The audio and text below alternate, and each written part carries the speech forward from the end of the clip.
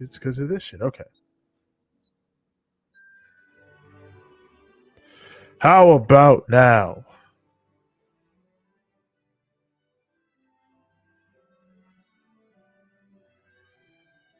Young Wolf, Tommy T. Let me know if you can hear me.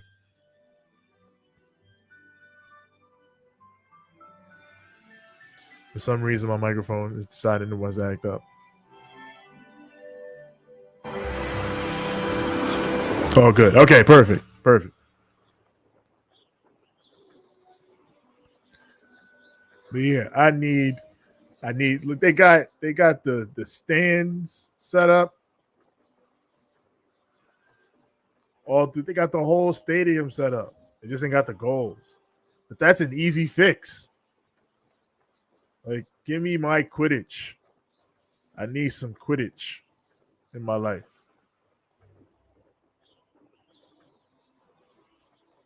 TJ, WWE superstars are not supposed to come to Utah without me knowing.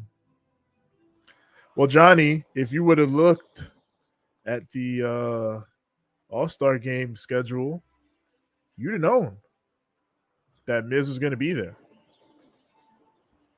I knew. I mean, it slipped my mind, but I did read the list of people a few days ago. Miro, I think he had been there before. He might have been there, if not this year before. TJ, if I may ask, when is Battle in the Valley? Battle in the Valley is tomorrow at 10 p.m. Eastern Time, 7 p.m. Pacific Time. So whatever time that will correspond for you.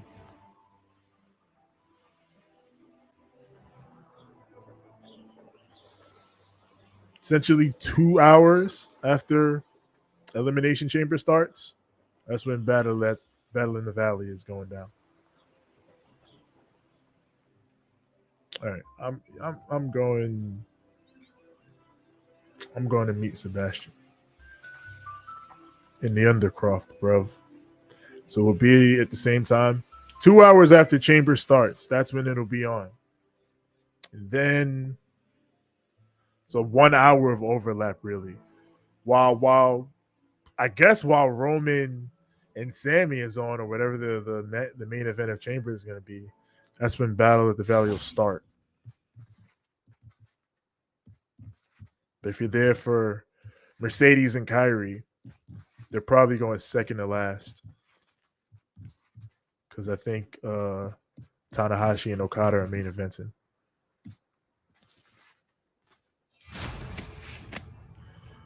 Albert Pujols is playing too. He was hooping tonight. See? I didn't even get to really watch the Friday games, the celebrity game or the Rising Stars. We'll check out clips though.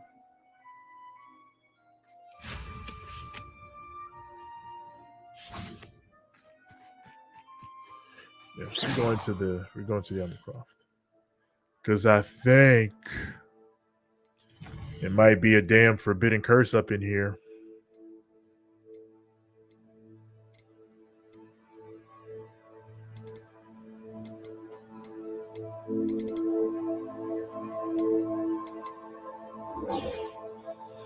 Are you ready for tomorrow? I am beyond ready for tomorrow. I am healed. I'm alive. I'm ready to go. By God. TJ, my dad said, I can't believe DCW is doing a show during the All-Star games. Hey, I mean, you gotta make your money. You gotta do your show. Not everybody's gonna be watching basketball stuff. Shit. Technically speaking, even I, as a basketball fan, will not be watching basketball tomorrow. I'll check it out when I get home, but live in the moment, I will be elsewhere.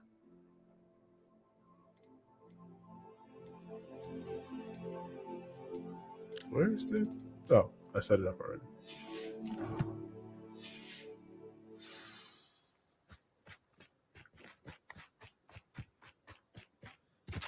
There's always somebody standing over here, man. It's cold out here. Now, it's winter.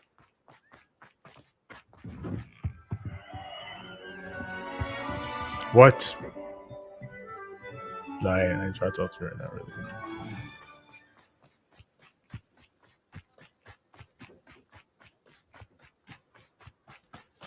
Oh, this dude is trash.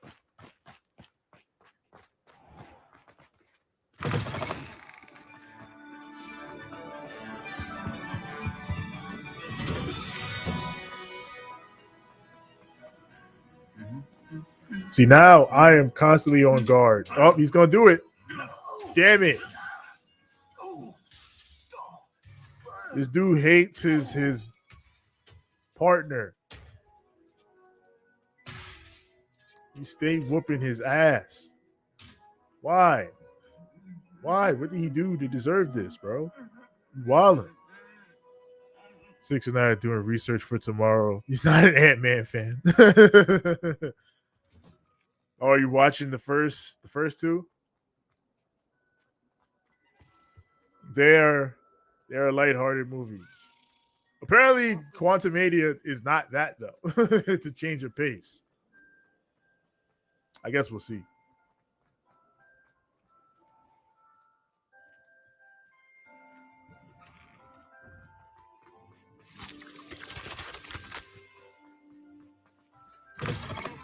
Yo, the season progression in this game is good. I mean, a lot of things about this game are good, but that in particular. Oh, the key.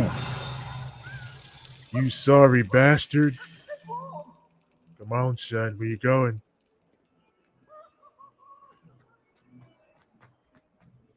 Where's Handy that resource key? Indeed. Shut the hell up. I gotta find that key. Last episode of Loki, and the second will be yeah. To see one version of Kang.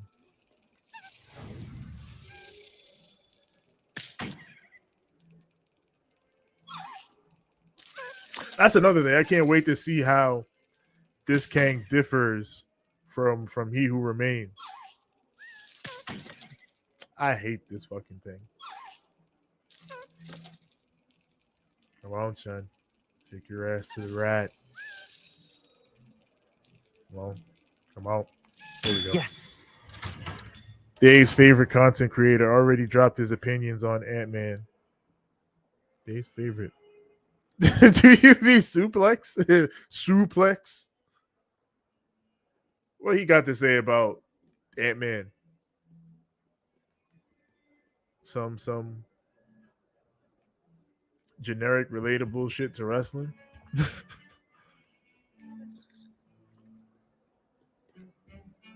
I can't wait for season. I don't care what people say. I enjoyed the hell out of Loki. Honestly, might have been my favorite of the Marvel shows.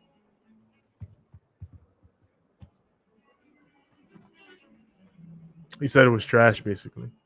Well, we'll see. TJPS on Friday, there will be a Firefly Roundhouse. What?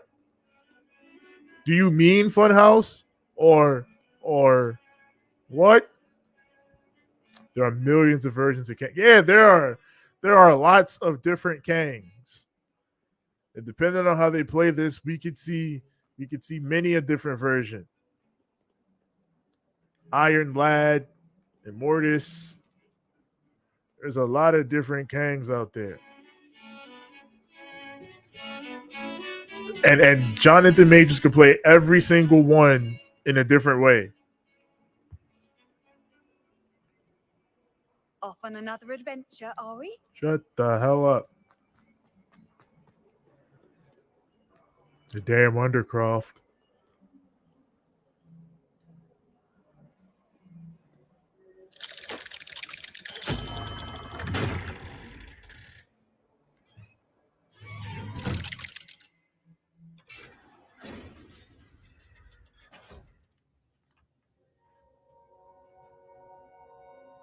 I mean, Kang and Kados. I know the new movie is leading up to Avengers. Yep, the Kang Dynasty. You'll never believe what I... What did you discover in the spellbook Kang we finna found in the clap scriptorium? fools. Salazar Slytherin's spellbook was a little difficult to interpret. CJ, are you ready for But Secret fascinating. Invasion? Evidently, he encouraged teaching dark magic at Hogwarts.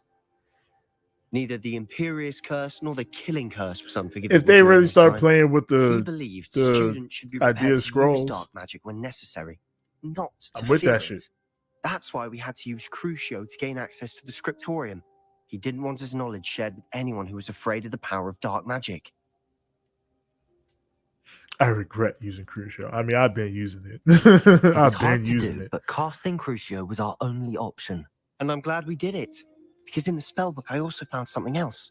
References to a lost relic. Even Harry which, Potter from what I can himself tell, grants the used holder the the power to unforgivable reverse dark curses. magic curses. And you think this relic might be able to save Anne?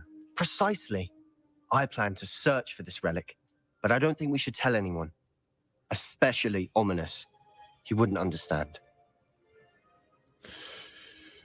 Nah, you should probably tell him, man. You gotta be honest with you. We need to tell him. He's the reason we found Okada versus something. He deserves Tanahashi to is know gonna what be you've crazy. learned. It You've is. seen It how he is. frets about the dark arts. I promise With I'll the tell him when I found the relic. them with an When I know American more, crowd is gonna I go shall send crazy. it out. They're gonna be able to both feed off that crowd and do And don't like feel sorry it's for gonna Ominous. be a Keeping this classic to Okada ourselves for now Tanahashi is for match, his but own that shit good. gonna hit different. I'll decide what's for my own good. Ominous, we were just about to get some air. Care to join? See, he's about to run up You're on you lying, anyway. Sebastian. I heard everything. See, You swore you'd never engage in anything to do with dark magic again. No, I didn't. I said I understood you wanting that.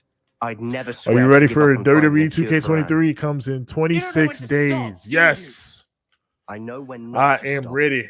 Leave this alone, Ominous. I'll be on my way.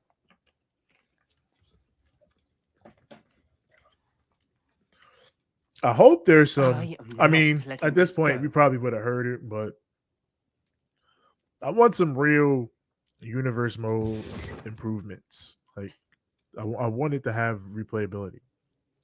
I feel like it hasn't had replayability in a long time. TJ, they showed them in Captain Marvel, so we know they're here. Scrolls, yes. So, and then they flipped it, and the Scrolls were the good guys, and the Kree were the bad guys.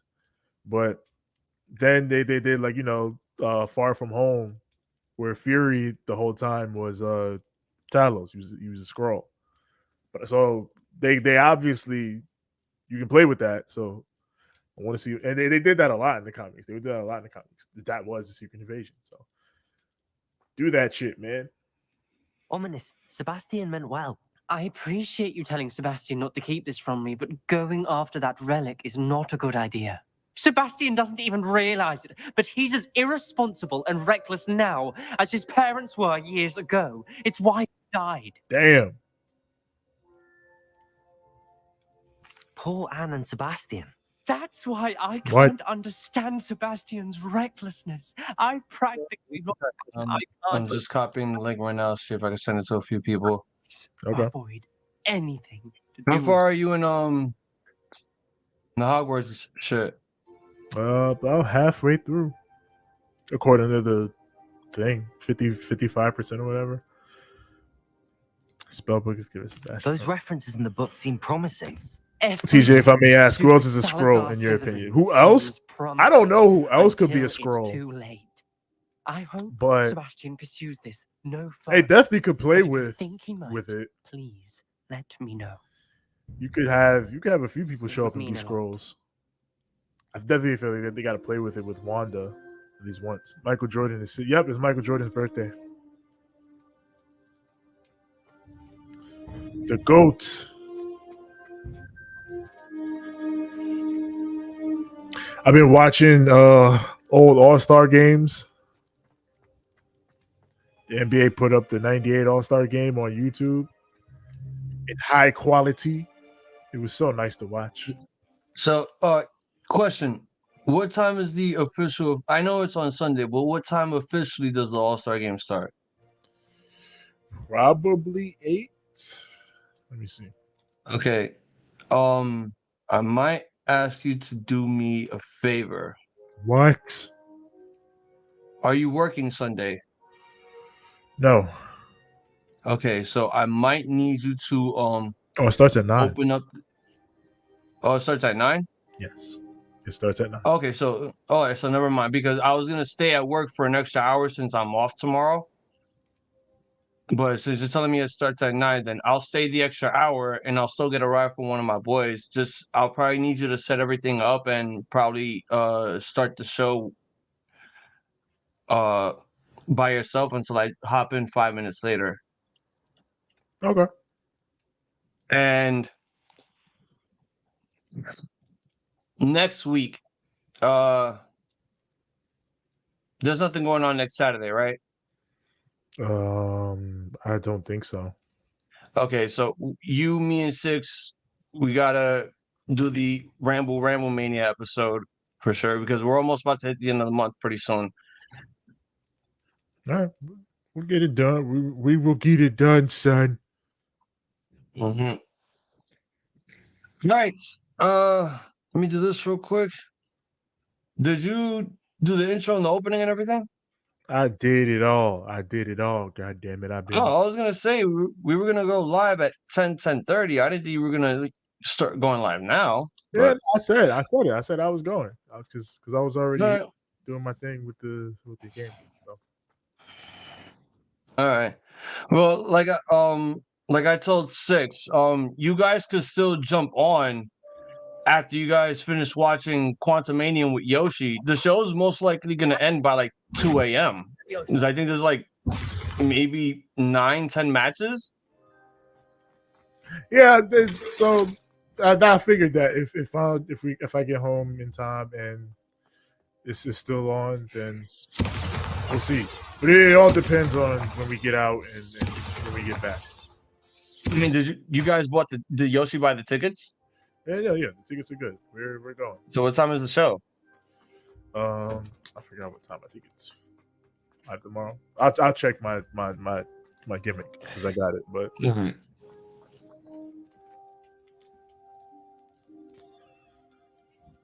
19 days away from NXT. What? There's a NXT thing? I ain't know that. Oh yeah, I think Roadblock is this Tuesday or next Tuesday coming up. The end of the line? No, just Roadblock. Oh my god. It's the end of the line. Yep. It's the end of the line, and that's when we go to Stand and Deliver. Apparently, Jinder's getting an NXT title shot. What the hell?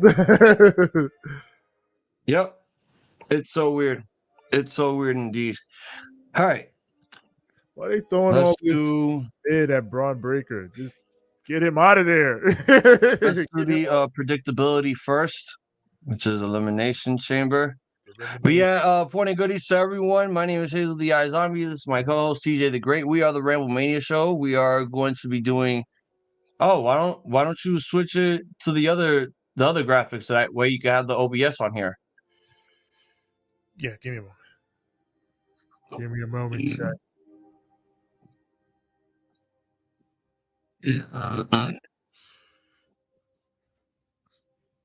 Sorry about that. Okay. Is this someone? Okay, yeah, this is the. Yep, this is it right here.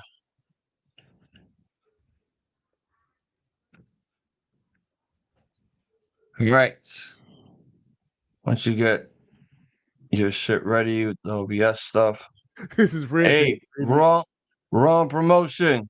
No. The least you could do is have. Wait, does he have them on here? Oh no, they're not up here yet. He'll probably have them up by later on or Saturday morning. Because I told Six to do like 5 to 6 screens for tomorrow's event. Oh shit. Why is the fuck? All right, so you ready to get the predictability bullshit out of the way with the Montreal show, and then we go on to the real stuff? The Elimination Chamber, let's do it. Yeah. Let's see who's on the chat right now.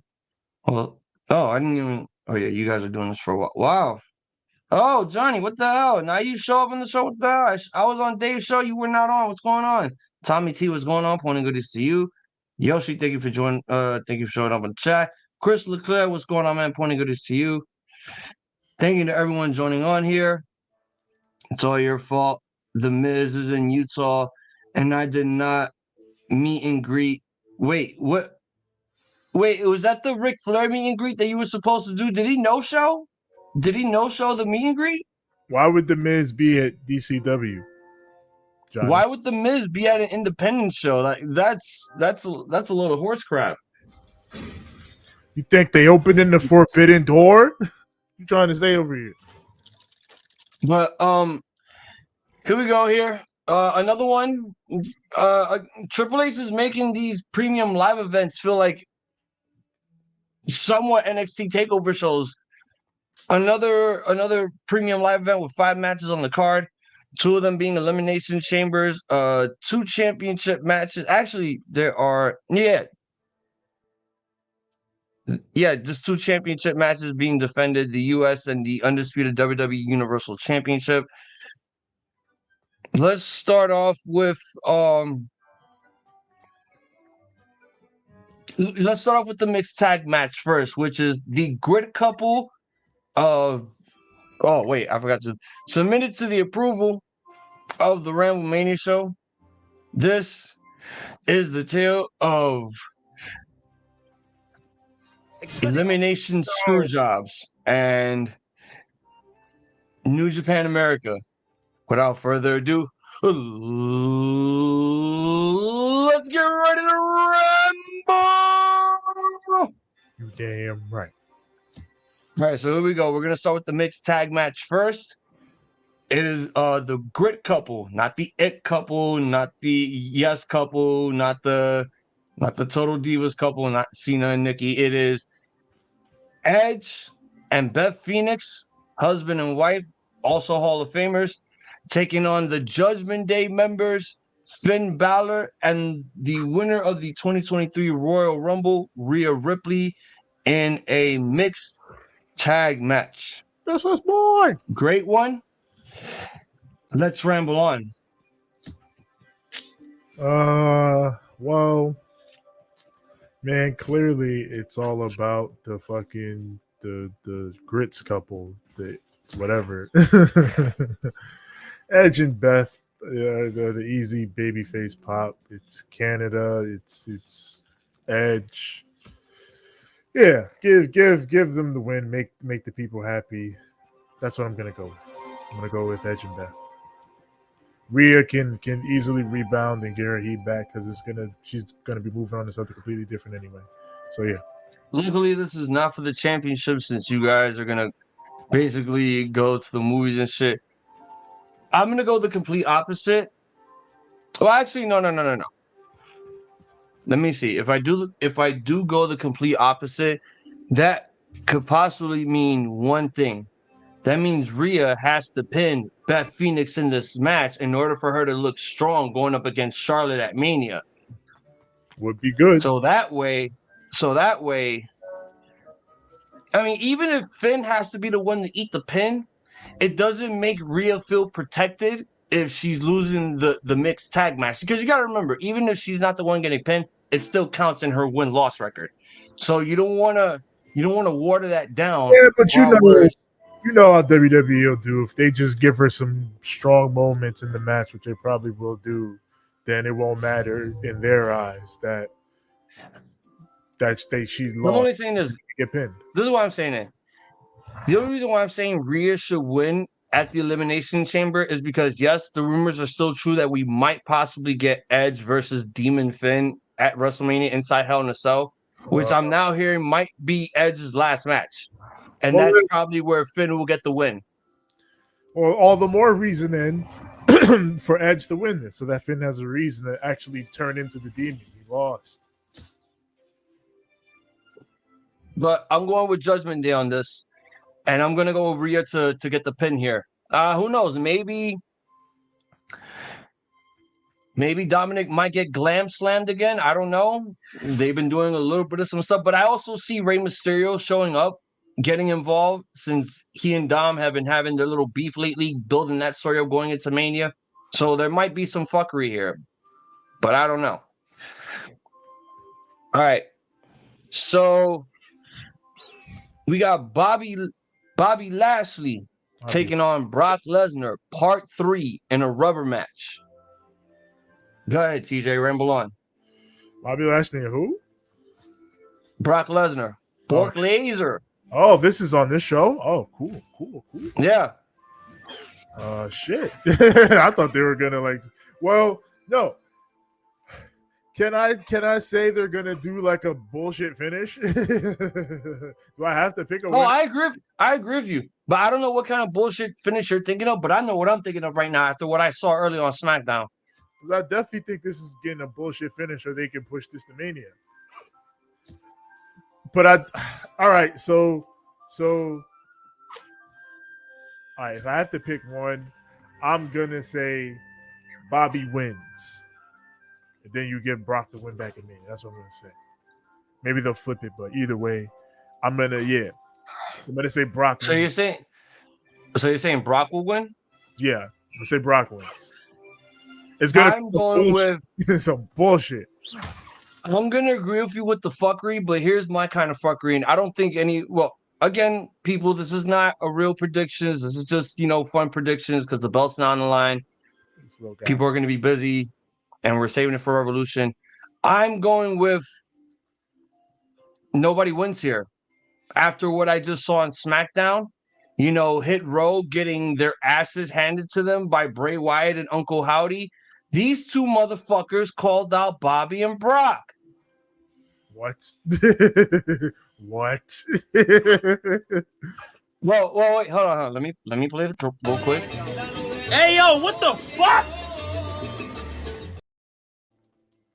So yeah, this is what happened before you came on the stream. So Hit Row were on stage. They were doing their shitty rap. B-Fab was singing horrible. Where's Simon Cowell when you need him? All of a sudden, the lights go out. Bray's music plays, but he's not coming out from the entrance. He was clearly under the ring. Okay. So was Uncle Howdy. So they're like across from each other while Hit Row is standing in the middle of the ring. They both come in. They both start assaulting Ashanti and Top Dollar. B-Fab is just running, and basically they're together. Do you remember when I told you that Uncle Howdy, before the whole rivalry with LA Knight started, Uncle Howdy fucking Sister Abigail Bray for no reason? Yeah. They just forgot. They just fucking said, oh, forget it. Never mind. Just, you guys are partners now. So during the little promo that they did, they called out Brock Lesnar and Bobby Lashley. So I think it's going to be a no contest here. What's up with these dudes? Well, I don't know, man. Did we say that? Because I actually think that's more than anything a no contest.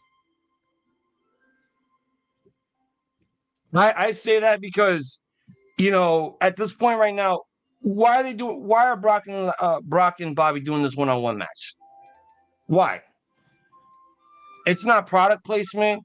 It seems weird that it's on a B-level show, but I'm guessing they were trying to set up something for Mania, but I don't know what. And after what I just saw, I'm guessing that's probably what it's going to be. They're going to have a bunch of MMA guys team up to face off against spooky, creepy shit. And everything. What did I tell you, Jimmy? It's all a bunch of tricks.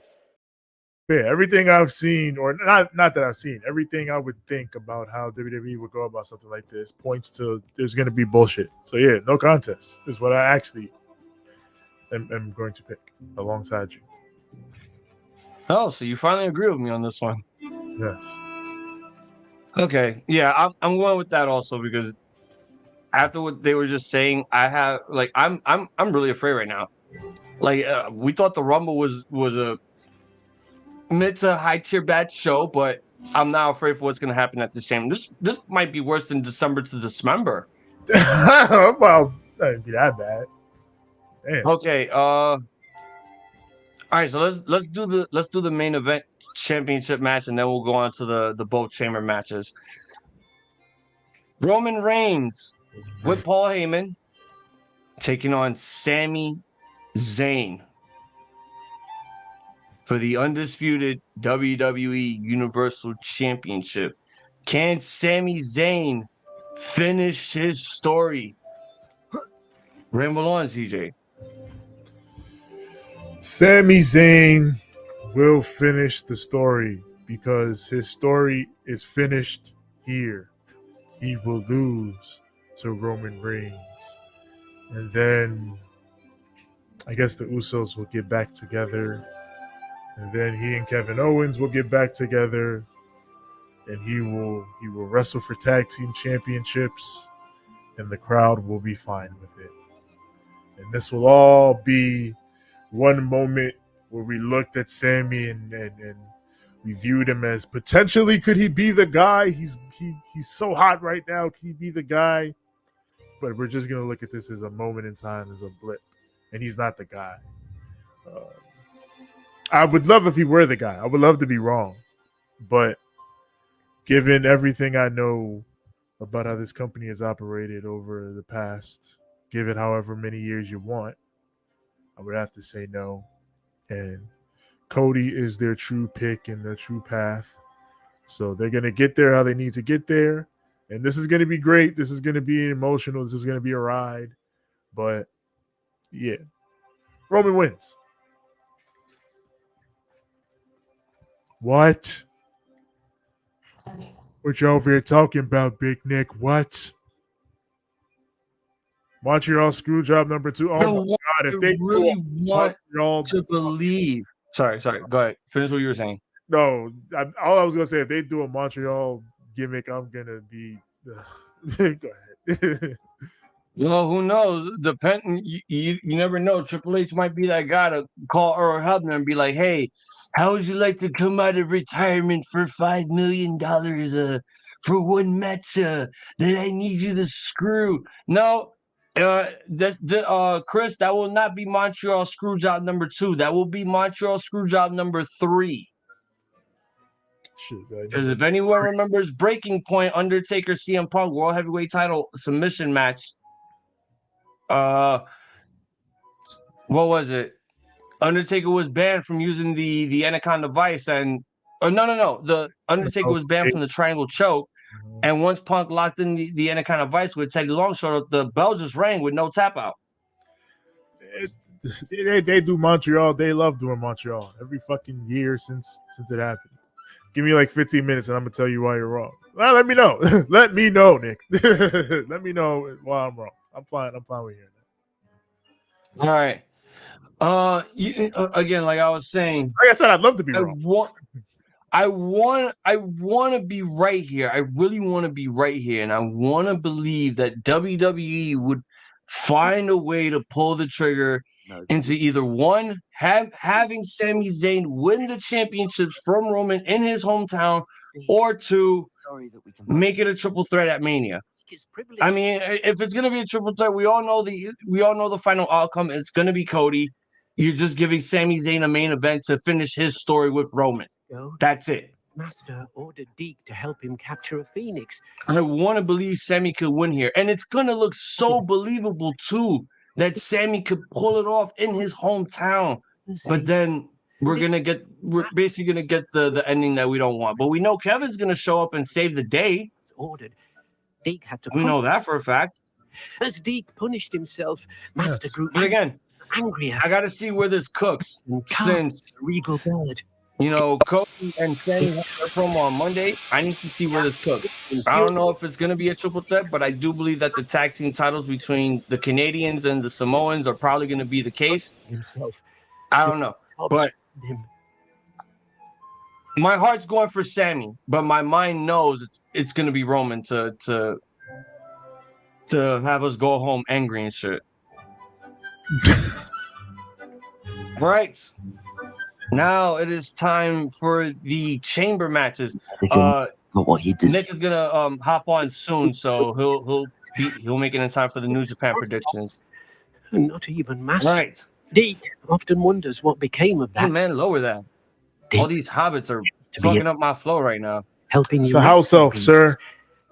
Perhaps Deke can Right. make amends for what. Here is the women's elimination chamber match to determine who is going to face Bianca Belair for the Raw Women's Championship. And this is a multi-man, so for 6 women, we are picking 2 winners here, TJ. It is Carmella, Natalya, Raquel Rodriguez, Nikki Cross, Liv Morgan, and Kana Asuka. That's not her. Pick your 2 women and why? Well, I'm calling her Kana Asuka because she has the Kana face paint again. It's just Asuka. So pick your 2 women and why do you think they deserve a shot against Bianca at Mania? So, I mean, the obvious number one choice is Asuka because she just came back. She rocking out with the kind of paint. She's going crazy. So yeah, and Asuka and Bianca would be a big match for Mania. It'd be a great match. Shit, you let them cook, give them 15 to 20. That's fire. So that's my number one pick.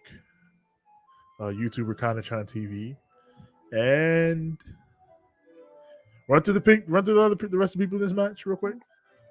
Let me repeat it again. Asuka, Liv Morgan, Nikki Cross, Raquel Rodriguez, Natty Boobs, and Mella.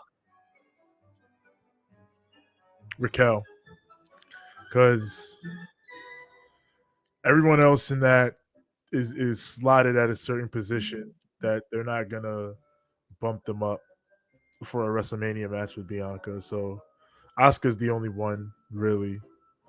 So yeah, it's gonna be those 2.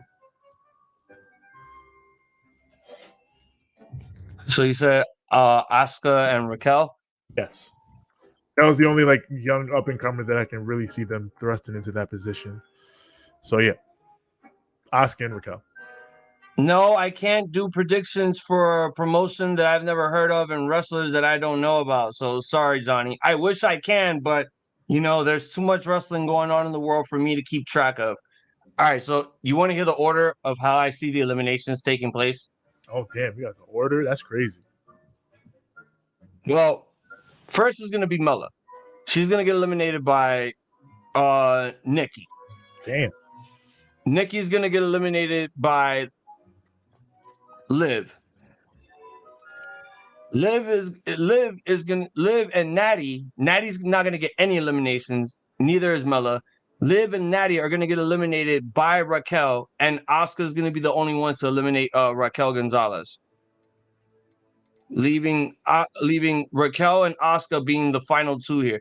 Don't get me wrong, Liv Morgan has been looking like a runner-up ever since the Rumble, ever since her title win, ever since the Money in the Bank cash-in. She's been looking like a second-place runner-up in the women's division. But a lot of people are still kind of miffed on how she is in the ring, and they don't want her getting pushed too much. They want her to feel like a person to chase something that's worth chasing for. And right now, I don't think that the Elimination Chamber is something that she should be, I'm not saying participate in, but I don't think she should be chasing after the belt yet, because we still need to work on her a bit more. So, yeah, the final 2 is going to be Asuka and Raquel Rodriguez, basically my 2 predictions as well. I mean, honestly, who would you pick out of those 2? Would you pick Asuka, who is now basically a full-on heel? Or would you pick the woman that could actually have a better chance and probably do a really good match with Bianca because they're both bodybuilders. They both have great physiques. One's a David, one's Goliath. You can tell a good story between those two.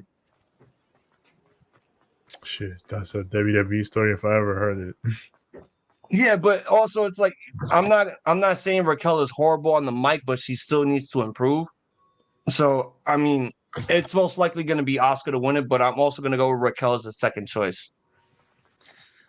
Now, for the first time ever, the United States Championship is being defended inside the Elimination Chamber. So every belt has been defended inside the Elimination Chamber except for the European, the Hardcore, the Light Heavyweight, and the 24/7 Championship. Oh, and the Divas title. I mean, of course they have it. Okay. So there we go. Here's for the men. Theory defending the U.S. Championship against Johnny Wrestling. So this is the Bronson Reed breaking his popping his Elimination Chamber cherry for the first time. Damian Cross also popping his Elimination Chamber cherry for the first time. Damian Cross? The Grey Lady. No, Damian Priest. Sorry. Last but not also Montez Ford breaking also popping his cherry. And last but not least, Mr. I'm gonna go around wearing Astro Boy boots until they're stuck on my feet, Seth Rollins. The Joker. Again, this is for the U.S. title. You got two people here. Pick your two, and why do you think they're going to win the U.S. championship?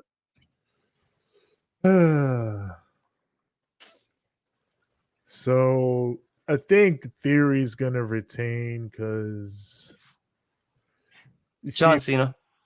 Yeah, I feel like they're going to keep him in prime position for whatever he's got going on in Mania, and the best way to do that keep him. I have another theory. See what I did there? I have another theory on what's going to happen with the U.S. title once you give your stuff. Go ahead. Okay. Yeah. I think, they're going to keep Theory strong and then keep the title on him and build it up and all that. But then my backup pick would be Johnny Gargano. I feel like this is just me wondering if Triple H still got that dog in him like he had back in NXT, to where you could just make a motherfucker in one night off a strong performance like this. And Johnny Gargano was known for doing things like this. So I just popped in. Nick. But yeah. There he is. Let's see if Triple H still got that dog in him. And I'll go with Johnny Gargano as the backup pick. I told you I'm going to tell you how you're wrong. Okay. Let me know, Nick. Let me know. So you think it's 100% that Roman's clearly going to win? I do think he will win. I do believe so. I do believe so too. But do you think that it's KO that gets involved that interferes? Because I mean, it's hard to dispute honestly at this point that Roman wins. Do you want? Here's what I'm thinking about right now.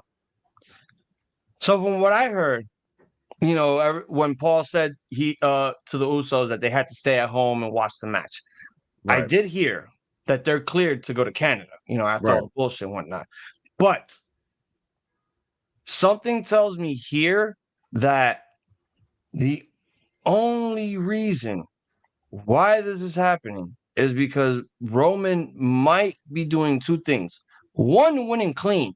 Two, what's going to happen at the very end, which is basically, I'm going to do a 99 Royal Rumble and hit Sammy in the head 11 times in front of his friends and family of Montreal, Quebec. That's when Kevin shows up. You think he goes beyond the mat of he Rock Mick Foley's him? I mean, Paul Heyman said it, to the Usos, like, rather have them stay at home because what they would rather see on TV is something that probably won't be shown live. So I think that's could be the case. Which, by the way, I will say real quick, ladies and gentlemen, boys and girls, children of all ages, the Wrestling for Life proudly brings to you one half of its YouTube Tag Team Champions of the World, But I do think that I think it's all smoke and mirrors that you, like you said, I've heard that rumor that the Usos are able to go into Canada and everything. Canada. So I think we're gonna just out of the blue, we're gonna all of a sudden Jey Uso, we're gonna get a super kick out of nowhere. And it's gonna be Jey Uso, and he's gonna be the one that fully turns on Sammy that to me is the best outcome. Look, that could be the best outcome, or what we saw on Monday. You know, Cody is trying to get our hopes up with this not being a one-on-one that was all match. just because of we don't want you to boo Cody when he faces Roman. So yeah, we don't want the inevitable to they're happen. buddies. So they're buddies. So when Sammy loses, you can cheer for Cody because he's avenging Sammy. Yeah, that's how they're gonna play that. That's how I see them playing it. Yeah, right.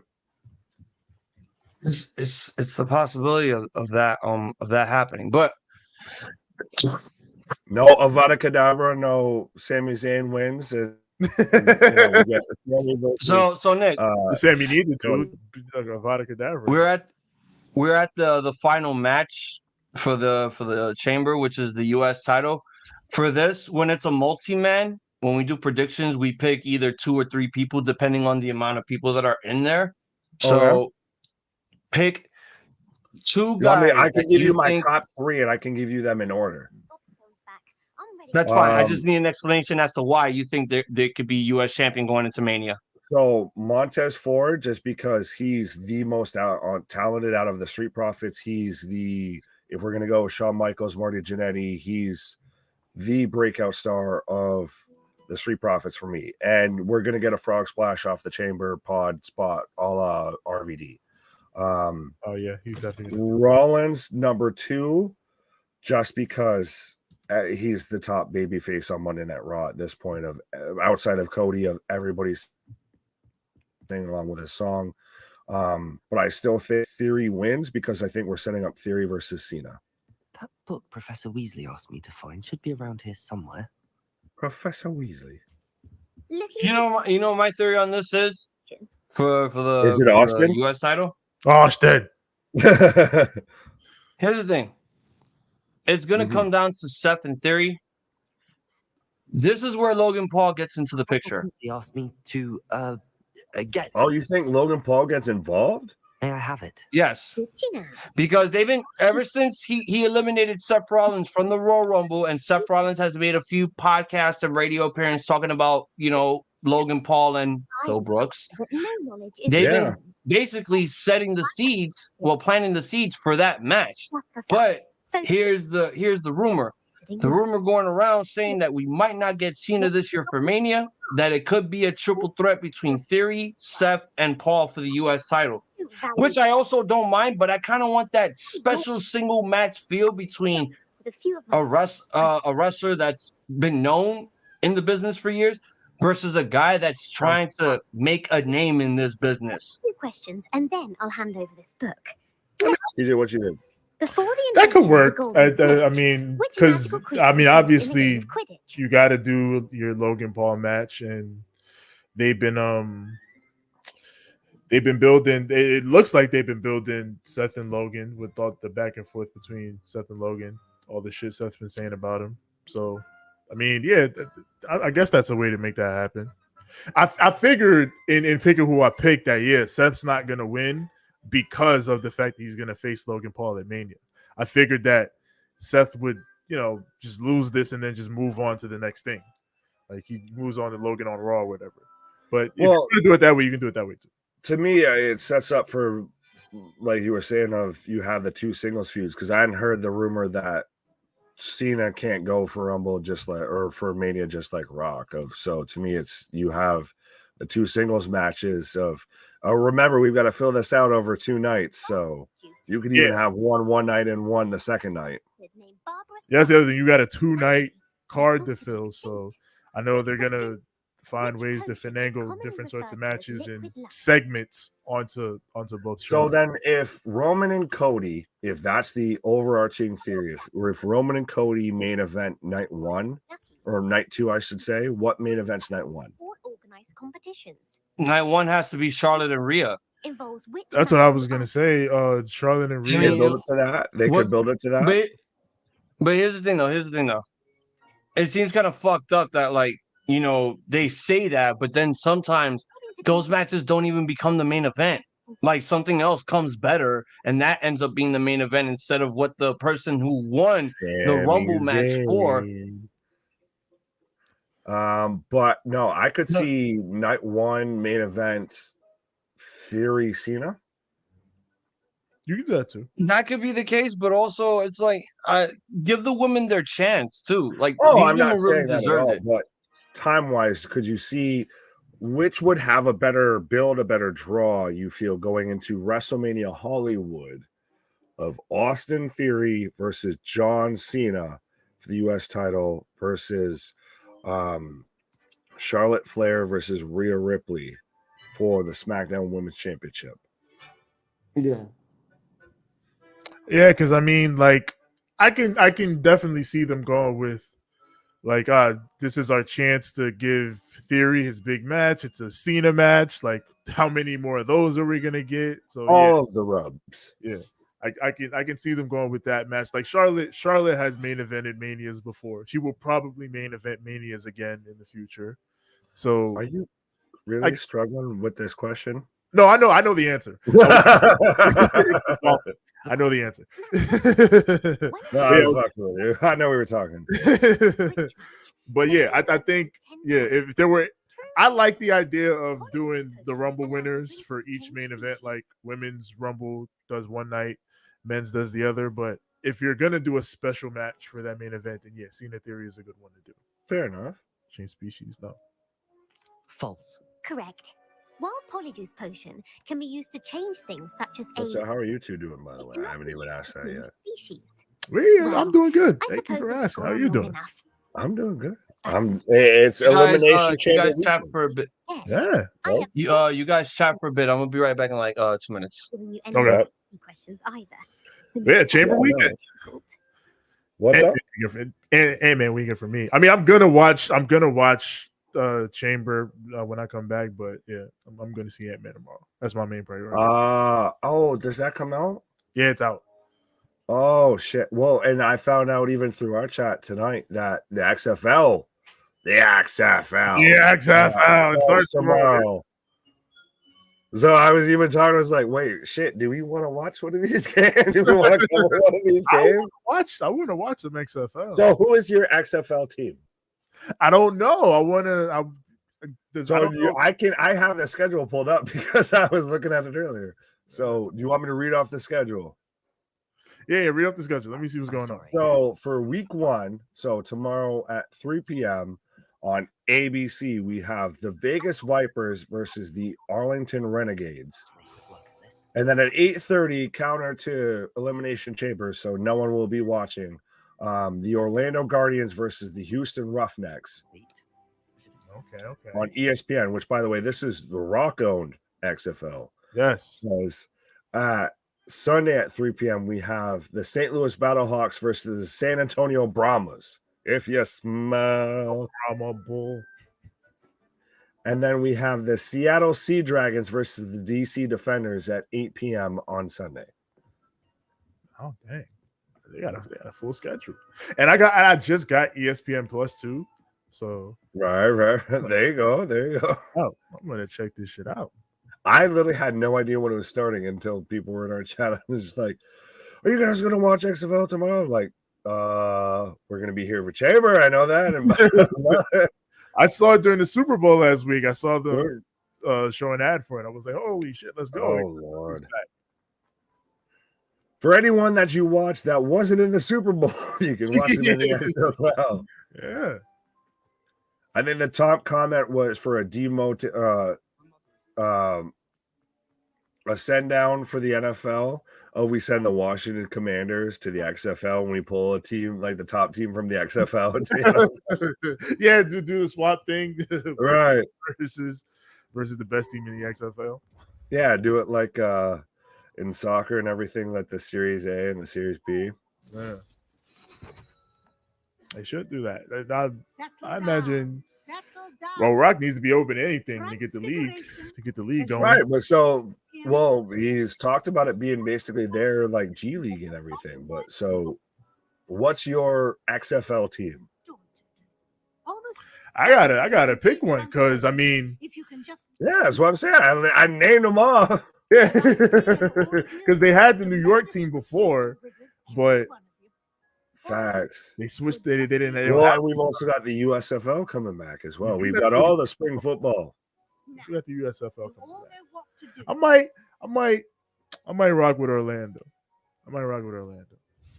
Fair enough, because that's literally the exact same team I picked. I guess. Oh, but San Antonio has the logo's badass, and it's a little bit like that New York like logo kind of color. Yeah, the logo's cool. I'm looking at the logos and the coaches now. I haven't even looked at the coaches. I just was literally going off of the logos and like already like you can't pick the Brahmas because that's like picking the Monstars to win. Nick, when you can, DM me the teams for the XFL so I can take a look at what I'm seeing here. Fair enough. Wade Phillips is in this league. They got Hines Ward as the coach for San Antonio. Oh Jesus. Okay, yeah, I'm excited. I'm excited for this. I hope this league does well, man. I really do. I really hope this league. Well, and they were doing well until 2020. So yeah, like they were doing fine, and the pandemic hit them really hard.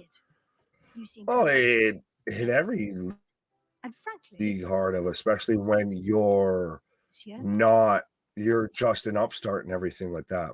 Yeah. That you're susceptible of when all of a sudden you can't have fans in attendance, and that's probably 90% of your income. Yeah. Of course, I thought they did a much better job this time of making it like a watchable, fun football product instead of right a Vince McMahon. I just sent that to you, by the way. First time. So, yeah, I hope it does well. Professor. I'm still saying we need like an A league and a B league of between like the XFL, the USFL, the Arena Football League, all of that they all just compete to get a team into the NFL, and then like the top like 3 picks in the NFL draft, they just drop down into a different league. Yeah, to add some stakes to it, they definitely need something to add some stakes to it, get it on the level. Right? No, then you don't get teams tanking. Yeah. I think I'm gonna just be a lot Vegas Vipers fan since it's the closest to me. Yeah, so you got like a semi. That's what I wanted, like a semi-local squad, but I guess I'm gonna just have to, go off look and see what's the coolest looking squad. Yeah, well, they're all. Damn, what the hell are these teams? Where's he hate me? Where's he hate me? Right, he needs to be an ambassador. The Las Vegas Outlaws, honestly, 100%. Like my parents went on a trip to Vegas, like when that shit kicked off, and all of a sudden I became a Las Vegas Outlaws fan. But he hate me. He hate me was the guy, man. Like out of all the guys that really popped off from that league, I'll always remember he hate me. He's the only one that made it to the NFL, straight out of the original XFL. Rod Smart. Yeah. Who else? There was a quarterback that made it out of the XFL that was in the NFL and won a Super Bowl. Well, no, there's Heineke there that was on the Commanders that was playing this year and everything like that. He's from wasn't it who? Kurt Warner or something? No, CFL. Oh yeah, okay. CFL and when they had the European Football League, when the NFL used to have almost their G League of they would send people over to Europe. That's the same place Vinatieri actually came out of too. Okay. All right, Nick, quick question. Yes. How's the New Japan knowledge? Fairly decent, honestly. I'm normally on, at least when it comes to our channel and everything like that, I'm the one that's at least pronouncing all of the names and everything. Do you know? Do you watch the Japanese stuff along with the American stuff as well? I kind of fell out for a good bit after AEW kind of started and Kenny went to AEW and all of that, but I've still obviously kept up with Will Ospreay, I'm a huge fan of.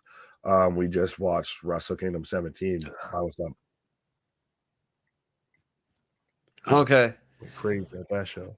All right. Well, so this this is me and TJ's specialty. Like, we're the New Japan guys here of the Ramblemania show within Ramblemania and Banter Club. So this is mostly like our motif. So it's an honor to have you here. See what you and we see if we can pick your brain on some of the Japanese style that we know here. No, But this is absolutely. taking place in America.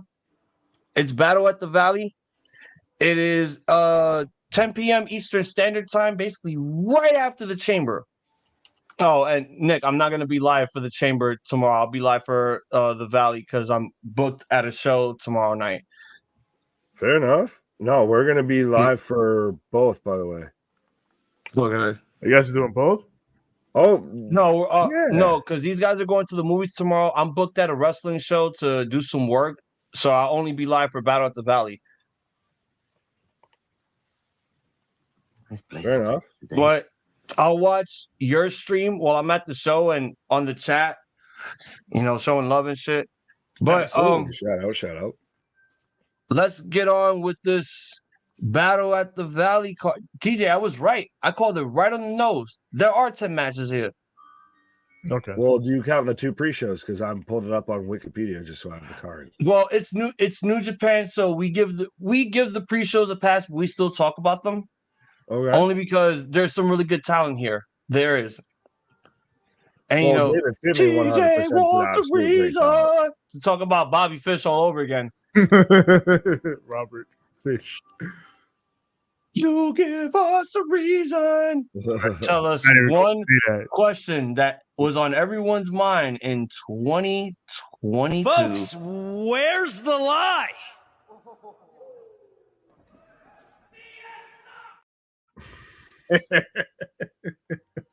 And you could hear a mouse fart in that crowd. So yeah, Nick is right. There are 2 pre-show matches. The rest of the card is 8 matches in total, but we'll talk about all the matches that we have here.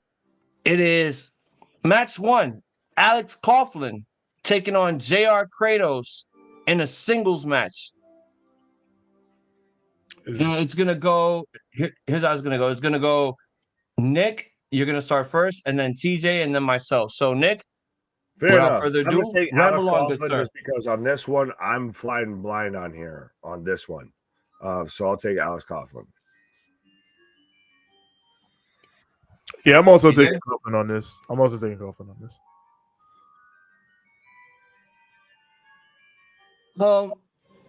Kratos is still in a faction, right? He's still with the Team Filthy faction.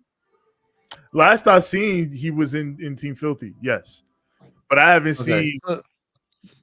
I'm trying to think of the last time I saw Kratos on Strong, which has been a minute. So yeah, I'm gonna go with Kratos here. I mean, last time I really saw Kratos because I never really watched New Japan Strong Us. The only time that I watched it was when it debuted on my birthday all those years ago. And I only got to see Kratos a few times take on Bad Bones in WCPW, and he's pretty good. Big Hoss dude also. Oh, yeah, he was in NWA. So I'm going to go with Kratos here to beat Coughlin. Fair enough. All right, next match. David Finlay versus He'll Give Us a Reason, Mr. Bobby Fish. Nick, ramble on, my friend. David Finlay. Obviously, David Finlay is very much, I feel like, still a young up-and-coming talent and everything. When it comes to New Japan, obviously, he was part of FinJuice and all of that. So, and it's also in part of, I don't know what to make of Bobby Fish at this point. I've literally, I throw my hands up when it comes to that man. I guess you're going with Finlay. You going with Philly? We are at the point of memeing my boy Bobby Fish, understandably so. But I think if there's one thing in this world that Bobby Fish can still do, is cook in this type of environment with a good young technical wrestler like David Finlay. I think this is going to be a good match. I think Finley's going to win. But I think this is the type of environment where Bobby Fish should be. I don't know what the hell he was trying to do when he did that whole situation where he tried to get the gang to back out of AEW, and then that ended up in Impact. And then that period of Bobby Fish, if we can leave that behind us and just move on to Bobby Fish putting on bangers with different variety of wrestlers in New Japan rings, I'll be glad to do that. But yeah, David Finley's gonna win.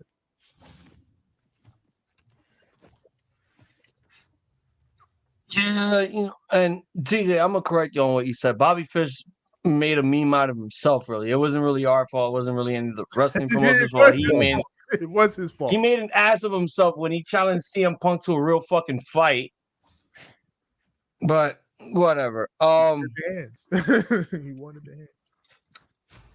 Bobby Fish is another one that's in Team Filthy. He was a new member for a while, so I haven't really seen Bobby Fish in New Japan since the Red Dragon days and Ring of Honor, when Ring of Honor was actually the shit. So it's gonna be cool to see him back in the New Japan promotion again. That's not in Japan, but I think he's gonna win here. I do believe so. I not that David Finley doesn't stand a chance against Bobby Fish. I know he's gonna put on a good fight against him, but I think David Finley could take this loss here. I don't think it's gonna hurt him in the long run. It's Bobby Fish. Who's Bobby Fish really trying to bury in New Japan? But who's Bobby Fish really trying to face in New Japan? Folks, where's the lie?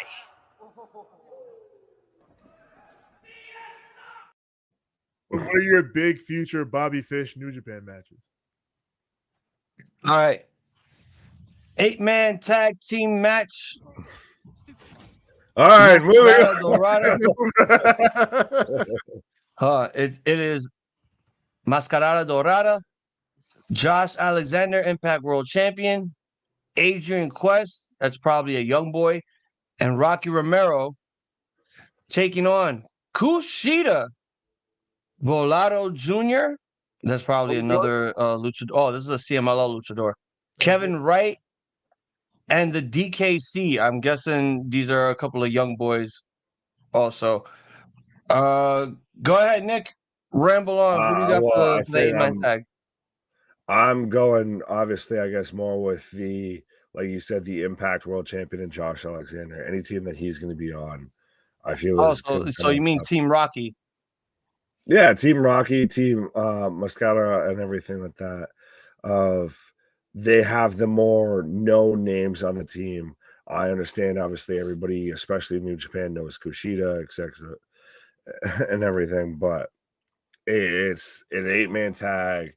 That's very much common, especially when it comes to New Japan, of very much that this doesn't matter a ton. We'll have people take some pinfalls.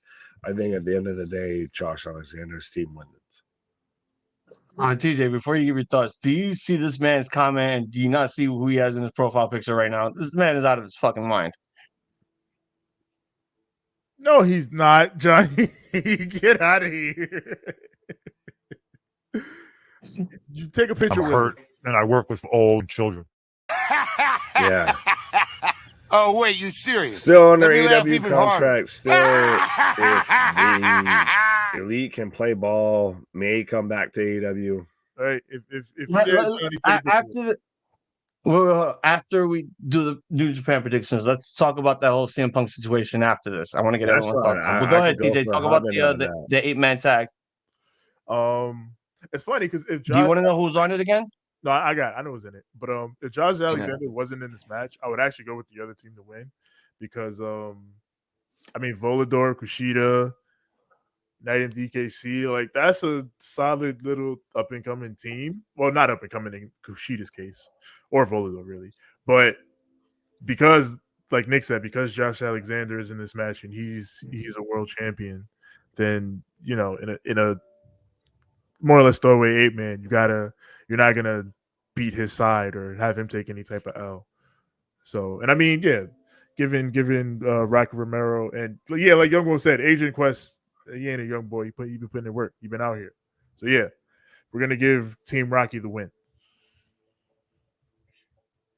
I'm gonna go with Team Kushida here. I'm guessing Kevin Wright is one of his young boys that he's been teaming up with since Kushida's been in Impact for a while now. And I found out that No Surrender, it's gonna be Time Machine, Kushida and the Guns against Bullet Clubs, Kenta, Ace Austin, and Chris Bay. That's just gonna be amazing. And that's gonna be on No Surrender. So fuck, we gotta find a way to watch that shit on a Friday. Anything more than But yeah, I'm gonna go. I'm there. I'm I gonna was go about with to say Kushida we here. got half them people on the card later. I'm gonna go with Kushida here.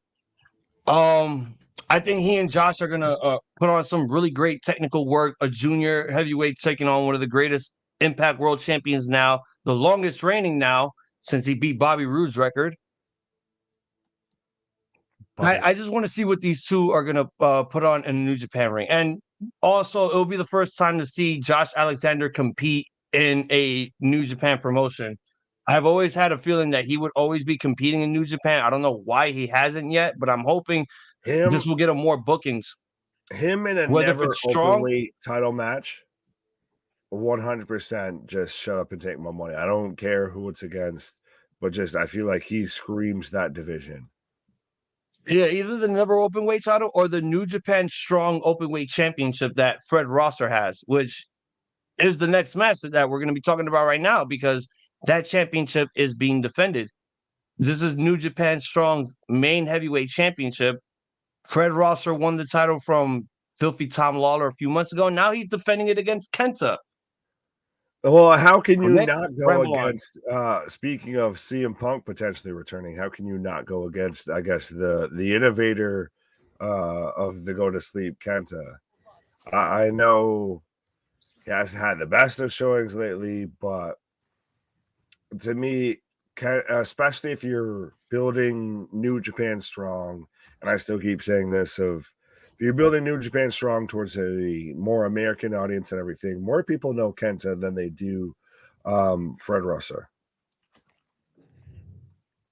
Yeah, especially that's getting but I think now, since Fred Rosser has been in Japan, his name has gotten more recognition, in and now he's Japan. He's now ahead of the New Japan Academy with Kushida. Right, that's great for Japan. We're in the U.S. Yeah, the LA Dojo, basically. That's the problem and that's been the problem for the longest time of why New Japan was hesitant to come over to the U.S. and why New Japan Strong's is caught on, but still could improve very much beyond where it is. It needs somebody that American audiences know. Yeah, I think if you're looking at what New Japan is trying to do with Strong and their whole American presence, and they're in a little bit of a revamp right now and trying to do that. You got to look at your top guys and who are in those positions. And funnily enough, in this case, the better choice and the more known choice is the foreigner over the American. It's Kenta. But yeah, the Kenta's a legend. He still got a decent amount of juice in him. And with the Jay White situation, you're gonna need I imagine if you're Gato, you're gonna need something. Does Kenta become the new leader of the Bullet Club? Yeah, that's what I'm thinking. Like that's what I was going for also. Bullet Club. So yeah, I got Kenta winning this. Fair enough. Yeah. Bullet Club for life. Yeah. For those reasons, I got Kenta winning this. Has the Bullet Club almost reached that NWO Hogan era though in New Japan?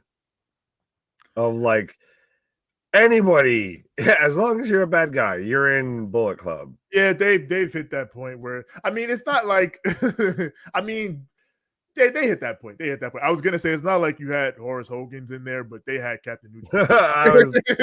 Evil's to me is a Horace Hogan. Evil was. I loved Evil. I used to love Evil, but it made no fucking sense. Yeah, he was there for a cup of coffee. Yeah, Evil in Bullet Club was a Horace Hogan. It was not great. I mean, it wasn't a bad choice, but it just felt pretty lackluster. It was worse than when Kenny Omega brought in Captain fucking New Japan. If you'd have told me Evil was gonna be a top heel in New Japan and he was gonna win the belt and be double belted up, I'd have been like, "What? Listen, yeah!" But as leader of Bullet Club, it didn't work. Y'all still better respect my man Masa. No, I'm gonna go with Kenta here to win. I do believe it is his time to hold on to another title in New Japan America, because I think he's gonna be staying around America for a while. I do believe so, because he's doing stuff with Impact now, so I think we're gonna be seeing him on Impact more. Maybe Bullet Club might be doing an Impact Wrestling takeover. I don't know for certain, but it looks like the possibility after we talk about the Eddie Kingston Jay White match. But yeah, Kenta's winning the championship against Fred Rosser. He had a really good run after beating Tom Lawler, which I am absolutely proud of. No hate from my end. Indeed, that man gets my respect 100%. Well, and they did have it advertised to where they're going to have the show to where Impact and New Japan kind of work together. Very much there. It may not be the forbidden door; it's the forbidden doggy door. But forbidden doggy. Well, they've been doing their partnership for a while now, ever since New Japan went to Access TV, because that's where Impact is, and they have their little partnership. Ospreay versus Mike Bailey, shut the fuck up and take my money. I like how wait, what? There's gonna have Ospreay versus Mike Bailey on that card. That's why I'm saying of like shut up and take my fucking money. Of that sells me on any sort of card that they're gonna have. I do not see Mike Bailey versus Ospreay here on this damn card. No, it's not on this card. It's not on this one. Impact and New Japan have. Wait, it's on Impact. Yeah. No, that's like their it's around one of their pay-per-views. Yeah. But so the next match is Motor City Machine Guns versus the West Coast Wrecking Crew for the Strong Openweight Tag Team Championships. I guess I'm going first, even though I announced the match. I'm going. Yeah, you do that while I find this no surrender card. No, you're fine. I'm going with Motor City Machine Guns because honestly, at this point, they're the team that honestly I feel like almost brought that New Japan style and made it Americanized and made us as a U.S. audience through Impact and everything acclimated to that kind of tag team wrestling style of just that super fast pace that not every move's a fucking match ender, but it's tree of woe into a drop kick into the corner and everything like that. Of that super actual fluid tag team wrestling. Yeah, I'm in full agreement. In the same line of thinking as Kenta, if you're recalibrating and resetting with Strong and trying to set it up in a strong position, then you got to go to guys like the Motor City Machine Guns. Again, legends, guys who work in these top positions extremely well, who are known, who can work with anybody. Like I've said many times before, they are the most important tag team of the 2000s in American wrestling. No more important tag team than the Motor City Machine Guns in that era because of everything they brought to the table and because of everything that people since then have taken from them and implemented in tag team wrestling. So no better team to keep this thing rocking than the Motor City Machine Guns. They gonna win. You got the card, Hazel? I know nothing about the West Coast Wrecking Crew. I feel blind as fuck talking about them, and it just feels very unfair that I don't know shit about them. So this is gonna be the first time that I'm gonna. What happened? I just said, "Welcome to my life." You know, it's always good to be introduced to new wrestlers that I've never heard of or ever seen before, because I don't really know a lot about the West Coast scene unless your name is the fucking Young Bucks. So you're me. I can't really say nothing about the Wrecking Crew here from the West Coast. I'm definitely going with Motor City here. That's the first unanimous across the board vote. No, because we all went for Kenta to win the championship. Okay, so we're back to back. Yeah, we're back to back right now. But let's see if it's different with this match. Oh, I feel it's gonna be. So as of last night, a stipulation has been added between these two gentlemen, these two hot-headed motherfuckers. Switchblade, the Catalyst, the last rock and roller, still technically the leader of the Bullet Club until some shit happens on that night. Jay White taking on the Mad King, Eddie Kingston. Loser leaves New Japan Pro Wrestling, just leaves the promotion for good this time. The stipulation was added, but there's also another stipulation here, and that is if Kingston is to lose the match against Jay White, he needs Jay White's permission to continue to wrestle for New Japan Pro Wrestling. Nick, ramble on. 100% of anybody that knows me of Eddie Kingston is winning this match. I just got an Eddie Kingston redeemed these nut shirts and everything, and through the wonderful powers of green screen, I can't wear it on stream.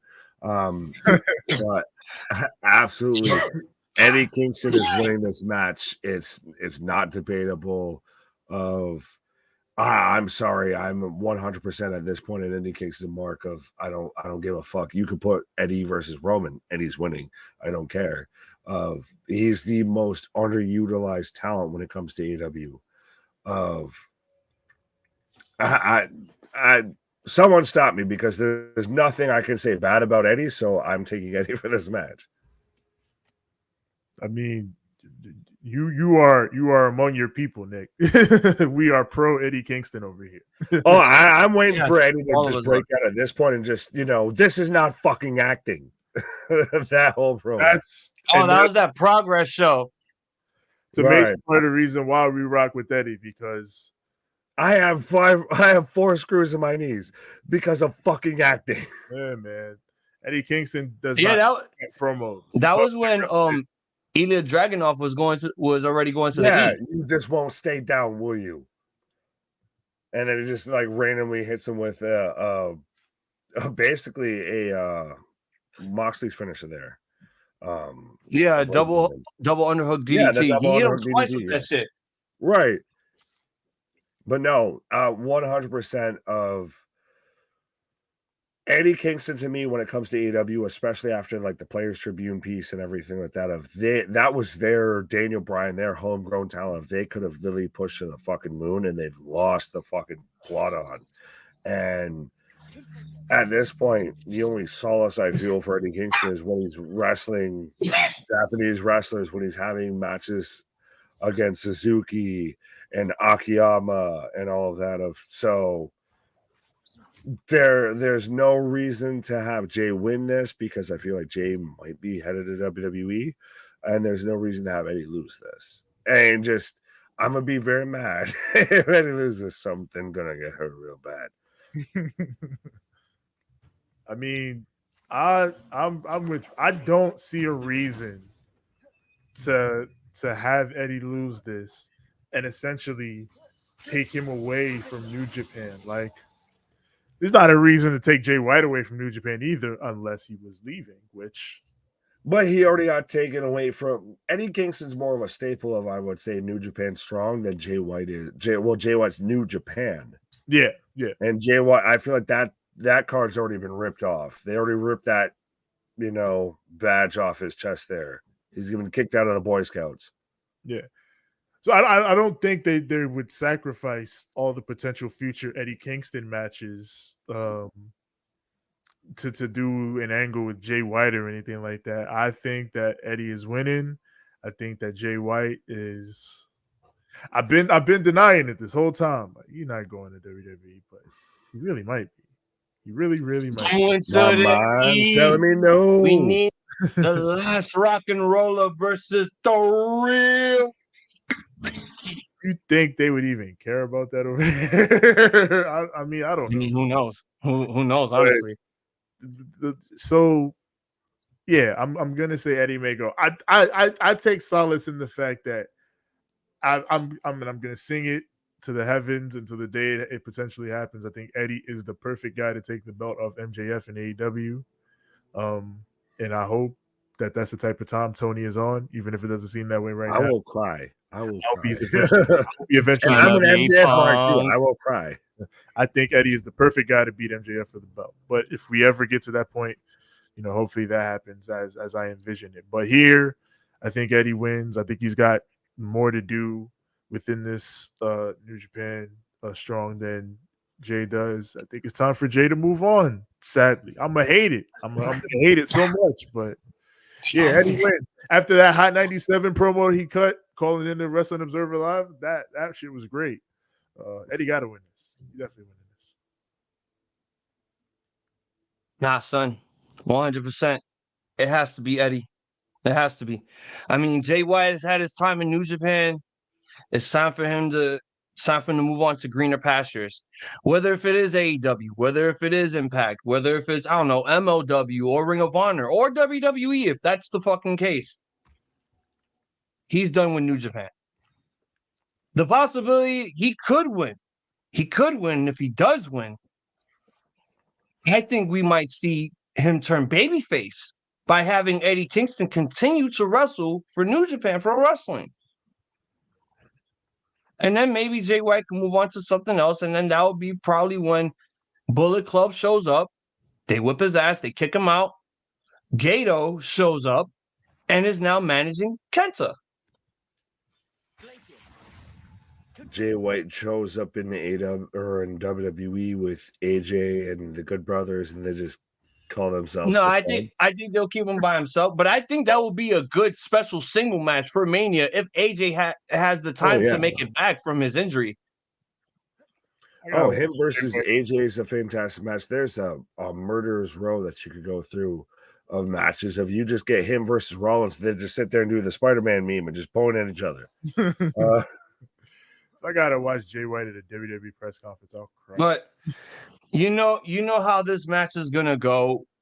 Eddie Kingston is gonna is gonna basically step the ever living shit out of Jay. Jay's gonna have that face where he looks like he's getting murdered every 3 minutes after a stiff ass lariat or a stiff ass backhand or some shit that that Eddie's gonna do to him.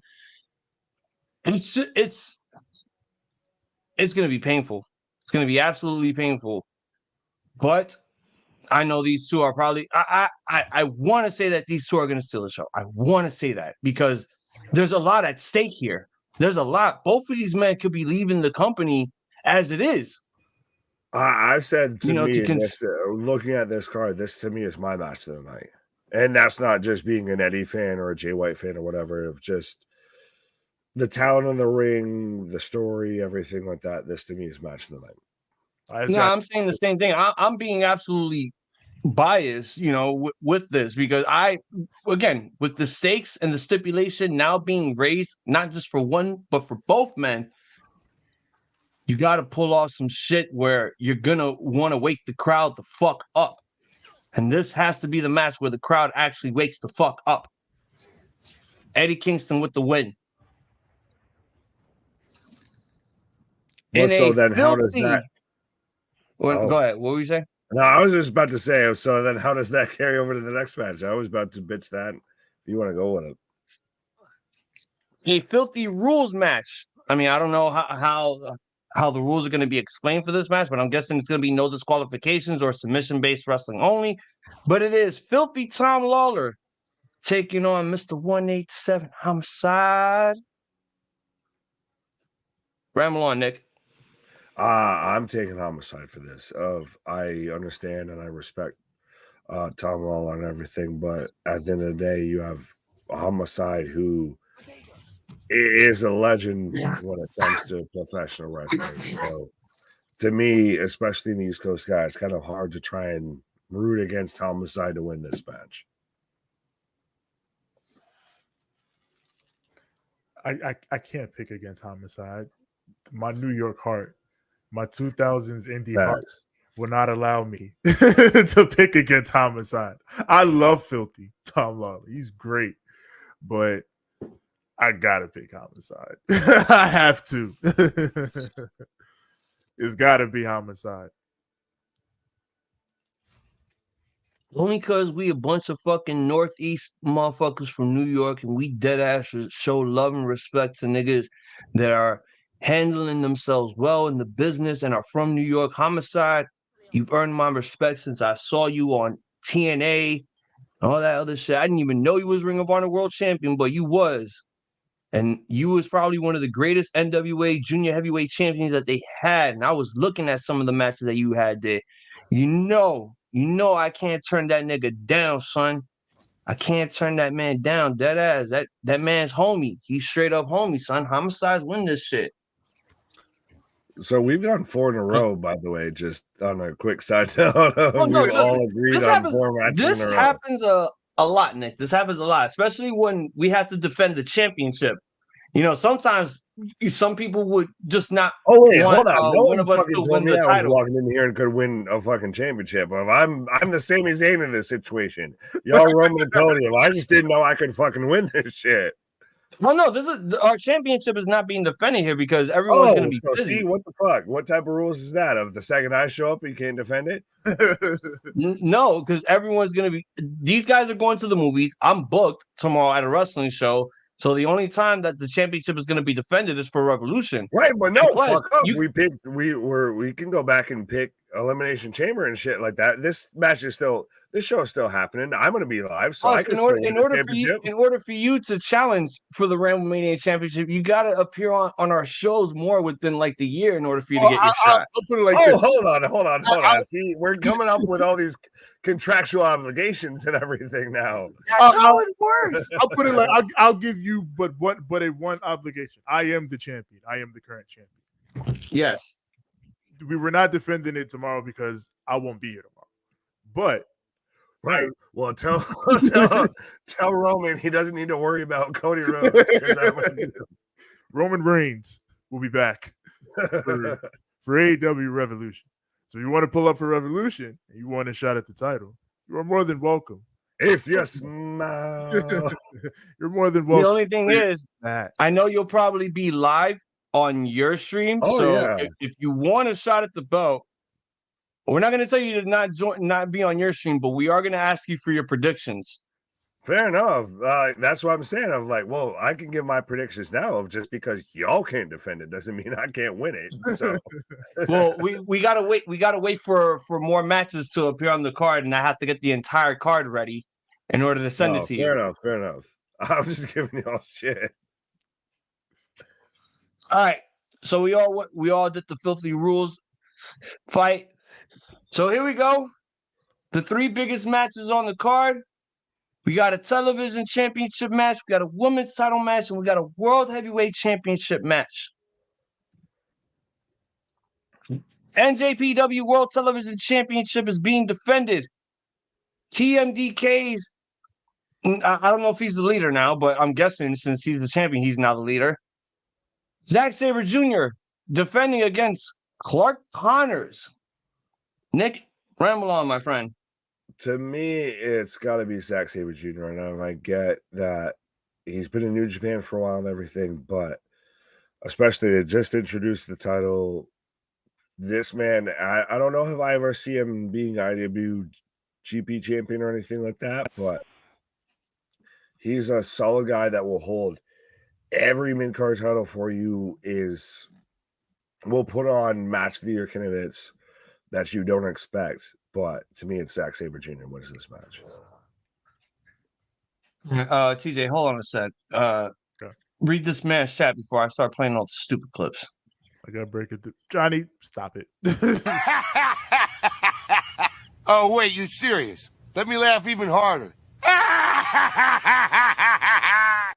I'm serious. That man ain't going to know. I'm serious. I'm not going to sit back and take this fucking shit. You fucking mark! You let him know. All right, TJ, go ahead. I was about to say, the last clip just summed up everything I thought right there. So you let him know. Yeah. Zack Sabre Jr. is gonna win this. I actually think this would be a good spot that Clark Connors win if you're gonna do it, but I don't think they're gonna do it. I like Clark Connors a lot. I think he's had a good year over the last few years. Like even back to Forbidden Door, when he was basically like a substitute and still like got himself over in the match at the show. What the hell? But I sent you a clip to put on the StreamYard, another MJF clip. Okay. I'll check it in a second. But yeah, it's probably like my favorite clip of all time from him. Zack Sabre Jr. is going to hold it down. He's going to retain his title. Yeah, I see. Again, another guy, Clark Connors, was another guy that I saw in the British scene. WCPW, I've seen him a lot there. And was he in the Diamond Mine faction? Oh no! That was Tyler Rush or Taylor Rush. Taylor. Yeah. What was his name in WWE? Yeah. Rust. Yeah. Yeah. I think they just reversed his name, like Russ Taylor or something, whatever the fuck. Yeah. But I do remember his name was Tyler Rush. Yeah, there was Tyler Rust. This is gonna be a good technical match indeed. And honestly, I am really digging the TV title shit. I'm really loving the concept because New Japan is not only giving us free matches on Mondays for us to watch on a regular basis, but they're also giving away free television championship matches on YouTube and on any other video site that you can watch it on. Even if it's on New Japan World, you don't have to pay. They'll put it out there for free for you to watch. This is why I can honestly respect New Japan for them, debuting the TV title. I guess it was supposed to be the official replacement for the Intercontinental Championship, but I guess now that's the U.S. title's job. I'm digging it. 100% I'm digging it. I really enjoy it. I believe that it's going to grow more for the TV stuff, and maybe it'll be defended at Forbidden Door, too, if they ever do one.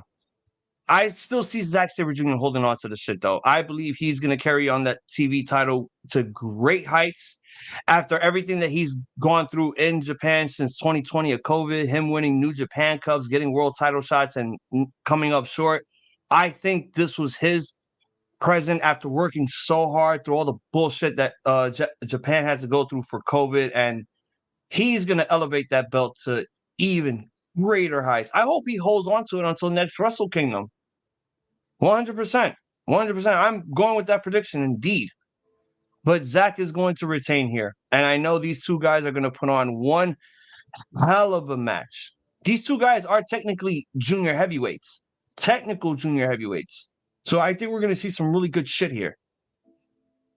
Does that kind of become what the TV division, I guess, is of more of becomes the workhorse belt? Well, I only say that because I thought the TV title was supposed to be the replacement for the Intercontinental belt. But, sometimes I'd be forgetting, we got an American belt that don't worry, in Japan. Yeah, like it is like since they do the free matches with the TV title, it is important in that sense because those are the matches that are going out to the widest audience. Yeah, because I think I told you this before, TJ. Like the U.S. Championship doesn't really feel like a workhorse title. It feels like a secondary heavyweight title for when it needs to be defended in the main event on a U.S. show. Well, yeah, like it was just held by Ospreay, who is their top Gaijin, and it went to Kenny Omega. Yeah, so like it's definitely not like a mid-level title at this point. No, I'm not going to say it's at the same level as the World Heavyweight title, but it's getting there because it's the replacement for the Intercontinental. People would assume it's the TV, but now the TV is the Workhorse Championship. It's higher. TV title still look like a brick. It grows on me the more I look at it, the TV title design. I mean, look, I hated it at first, but then after a while, after seeing it and then watching the tournament, I was like, you know what? It's like one of them. I don't even care at this point. I'll get used to it. It just looks like that old TV that you had that had like the $3 if you get 1, 2, and 3, and that's the only fucking channels you get. Everything. CRT TV, yeah. It looks like one of those small ass 3-in-1 TVs that comes with the VCR and DVD combo. It's just the TV Land logo if you put it as a title belt. Yeah. That's after you watch your fucking Nickelodeon shows, and then it hits 9 Nick o'clock. at Night and everything. Yeah, it's got nostalgic vibes. I like it. But Kyrie versus Mercedes Money. I don't know how to exactly pronounce it. Yeah, I think all of us are going to be talking a lot about this match, honestly. The IWGP Women's Championship. So I guess, fuck it. I named the match, so y'all can go first. Okay. I think this is what they call a legacy game for Mercedes. In terms of her, she just came out with that snippet from, I guess, her documentary about this decision she's made and about how this was her dream and everything. I think to validate all of that, she's got to show up in this match and fucking kill it. Especially because I think she's winning. So with that, I think will come the responsibilities of being the starter, because this is a new thing for New Japan. Remember, still relatively new, working with Stardom and having that women's division and all that. Like New Japan, remember, historically does not have a women's division. Stardom is its own promotion. And they're integrating a division within New Japan. You're not gonna be jumping on my chair, bro. You're not gonna be doing it. I just bought this chair. But that was my cat. But yeah, with all that responsibility that comes with being the champion, I think Mercedes has really got to show up and prove that she is ready to work at this level and be at this level. Like, obviously, star power wise, that's not a question. She's a fucking megastar. But now it comes the in between the ropes, the promos, the heat, all of that, the actual work now. It comes to see it. Now we're going to see where she falls there. But I do think she's going to win. And I think, obviously, Kyrie is going to do her job and putting her over and making this a big deal. Listen, they sold out this show primarily off the strength of this match. But because Okada and Tanahashi was just announced fairly recently, Eddie Kingston and Jay White was announced a couple. Does that say though that this match couldn't hold the weight? Yeah, I mean, yeah, because this again, they primarily sold out because I think the show is a sellout, but they primarily sold the tickets off the back of this match. So people want to see this match, and I think the heat for it is going to be big time in the building, and that's why it's going second to last. So I think, like I said, it's a legacy game for Mercedes. I think she's going to do it. I think she's going to show up. It just remains to be seen whether she can, live up to all of our hopes and dreams for her. But yeah, I think she's winning. I love Kyrie all caps, but Mercedes, I think, is winning. Nick. What's up? Huh? What'd you say? I was gonna say, go ahead, say what you gotta say. Oh, I'm thinking really hard about what I'm gonna say here. I'm gonna completely just shit on this man's argument here for a minute. As much as you talk about, Sasha, she, I'm so grateful that she's here and everything like that. Great. Well, I'm glad that she figured out that she could make herself a big fish in a smaller pond and everything. I know that there's more rumors that Kyrie's going to go to WWE than there is even Sasha's going to go back to WWE. I'd hate that. But I think Kyrie wins this match 100% of one. Sasha already came out there in the, Bam Bam Bigelow hairstyle and everything like that. That god awful promo and hit that botched ass finisher and everything. I get if you're going to play to an American audience, but like you said, if we just started this relationship with Stardom and New Japan, they still, at the end of the day, they're still a Japan-based company. As much as this is an American show, they still have to pay attention to their Japanese audience. And how much does Mercedes really give a shit about the Japanese audience is my question. I feel Kyrie ready-made package, already been there, going there, and you sit there, and if Asuka wins, and you're leading into WrestleMania type season, and Kyrie's holding one belt in New Japan, and Asuka's chasing, if not holding, the other belt in WWE. Tell me that's not marketing. If that's something they were going to do, yeah, that's definitely a big match. But that's if WWE were to do something like that, which historically they don't really do. Under Vincent Kennedy McMahon. True. They got a different boss. So allegedly. Supposed allegedly they got a different boss. So maybe it is something they'll do. I mean, but to your point of, does Mercedes, love and respect the Japanese fans the way Kyrie does? I mean, obviously there's no question in Kyrie's pedigree. But I mean, let Mercedes tell it. This is her dream. Like her actual dream, like even more so than WWE. Like this is what she always wanted to do. This was when she first watched wrestling.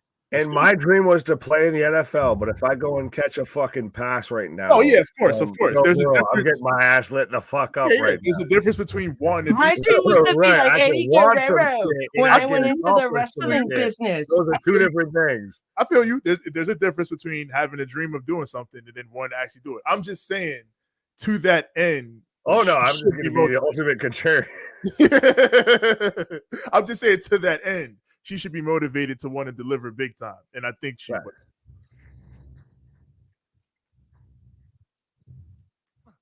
So, Hazel. I was gonna say, Smokey, honestly, go ahead.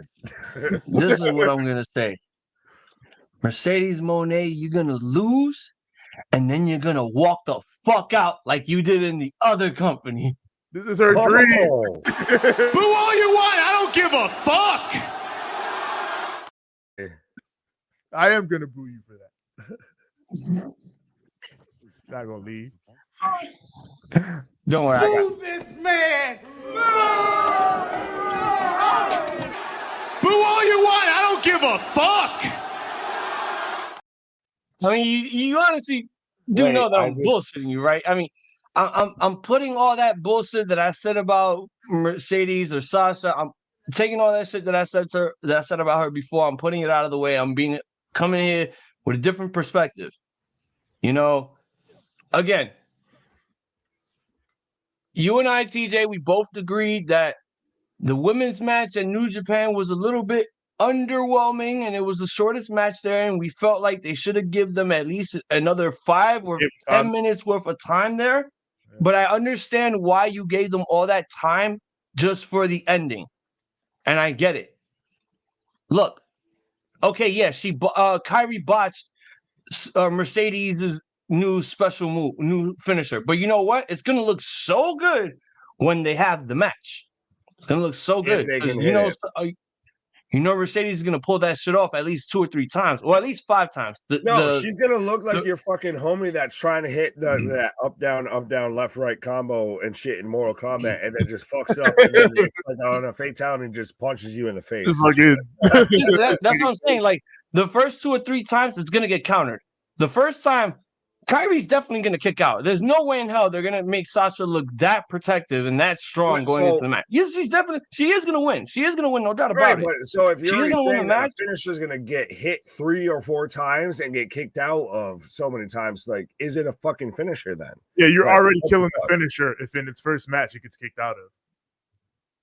I mean, look, if that's how Mercedes wants to do it, that's on her. I'm not saying, I'm thinking that's going to happen, but for a match like this, for a big fight feel like this, for someone who is making their New Japan Pro Wrestling debut in the ring, yeah, I think shit like that could happen, and we're going to just sit there and react and not complain about it because it's New Japan. They know how to pull off these fucking near-fall finishes, whether if it is excessive or not. We're going to react and we're not going to complain about it because they know how to do it better.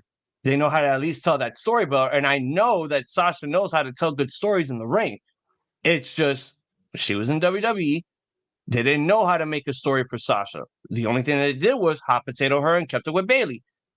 So now New Japan has an opportunity to make Monet money and make the company money by giving her the title and building a story towards it. She is the fucking heel going into this match. I'll give you that, but I was instantly, once you said about WWE didn't know how to make money with Sasha and everything. So her versus Charlotte didn't mean shit. Of her versus Bailey didn't mean shit. I think at some point it becomes a little bit of the person who cried wolf in this situation. And that's why Vince called her a merch mover, and that upset her, and that gave her the right to walk out. Hell, if I was still wrestling and I wasn't getting, the respect that I get, and I was called a merch mover, I'd walk the fuck out too. I'd walk the fuck out because I know I'm more than that. And then some. I'm sorry, but if I'm playing in the NFL and I get called a merch mover, fine, fuck off. I'll get my 10 yards a game. I'll get my 1 catch. I don't give a fuck. Like, well, look at it like this. Look at it if you're like Gronkowski. Do you want to get your 50 yards a game, whatever, and play while being in whatever type of position, or do you want to get benched and make $1 million fucking per game that you're not playing and go make movies and do TV shows? Right, but so then which is her getting benched? Because to me, it'd be more her getting benched in New Japan. If we're being honest, I think you drop Sasha right now into WWE, and she's in a title picture. She's in we're not having even the Elimination Chamber match at tomorrow. Actually, we're having Sasha versus Bianca at WrestleMania. No, that one I give. I'll give that one credit. But then after we were supposed to get that rematch at SummerSlam, and then where the hell was Sasha? But I do think that speaks to what her motivations are with this thing. Because, like, if she were to go back to WWE, she would be the biggest star there right now, if not one of the biggest stars right there right now. But she's choosing to not go back there and do Japan and whatever else. One of the biggest stars or the biggest star? I mean, she's easily top 5. This woman showed up with Bam Bam Bigelow fucking dyed into her hair and everything like that, and was the biggest trending story for Japanese wrestling. Yeah. That would happen in WWE, let's be honest. Charlotte Flair. She only trended in Japan because she got, and it lasted all of a week. She only trended in Japan because she put heat on herself for talking about other promotions during her press conference. Maybe that's why nobody didn't ask her any goddamn questions. Well, because she couldn't speak Japanese. Who could generate that too? Buzz, even for like if it was a 2-day thing? Who could generate that level of buzz in WWE right now?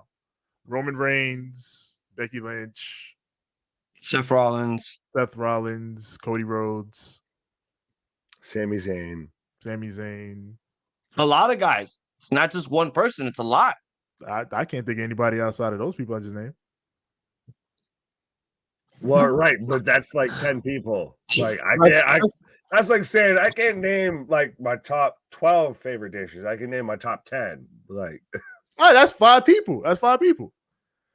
And and if you're creating a short list of your biggest stars, then that's what I'm saying. She would be on it. Not the biggest star, like that's Roman Reigns, of course, but she's up there. Yeah, but I think it's yet again, it's another unanimous decision. I was gonna say, I don't know how to go from there. We all agreed, yet argued. I mean, that's what we're supposed to do as podcasters. We agree on stuff, and then we debate and then argue until things get pretty heated and then friendships end, like a Mario Party game. You know what? You're right, but let me tell you. Mario. No, yeah, you're right, but to counterpoint what you said, fuck you, I'm right. I agree with you, but fuck you, respectfully. I totally agree with you, but fuck you, by the way. I think we all said Mercedes Moné is going to get this. I think now is the time. Actually, fuck off. No, I picked Kyrie. Wow. Kyrie all capped. He said, "Put respect on that woman's name." So I say, dummy. Dummy. Yeah. Yeah. Yeah. Yeah. Yeah. Yeah. Yeah. My dumb ass Gentlemen. over here going right along with the clip. Yeah. Yeah. It looks like there's still more talk. For it's time for the main event. Oh, shit. For I don't know how many times we're going to keep seeing this. For the IWGP Sekai Heavy Kyoja, Okada Kazuchika defending his title against the ace, the man who's missing 3 front teeth for some reason. My God, that was weird. Takashi Hiroshi. Gentlemen, let's bring it home. Nick, ramble on. All right. Well, I need to pull out Google Translate first. But I'm taking Okada with it.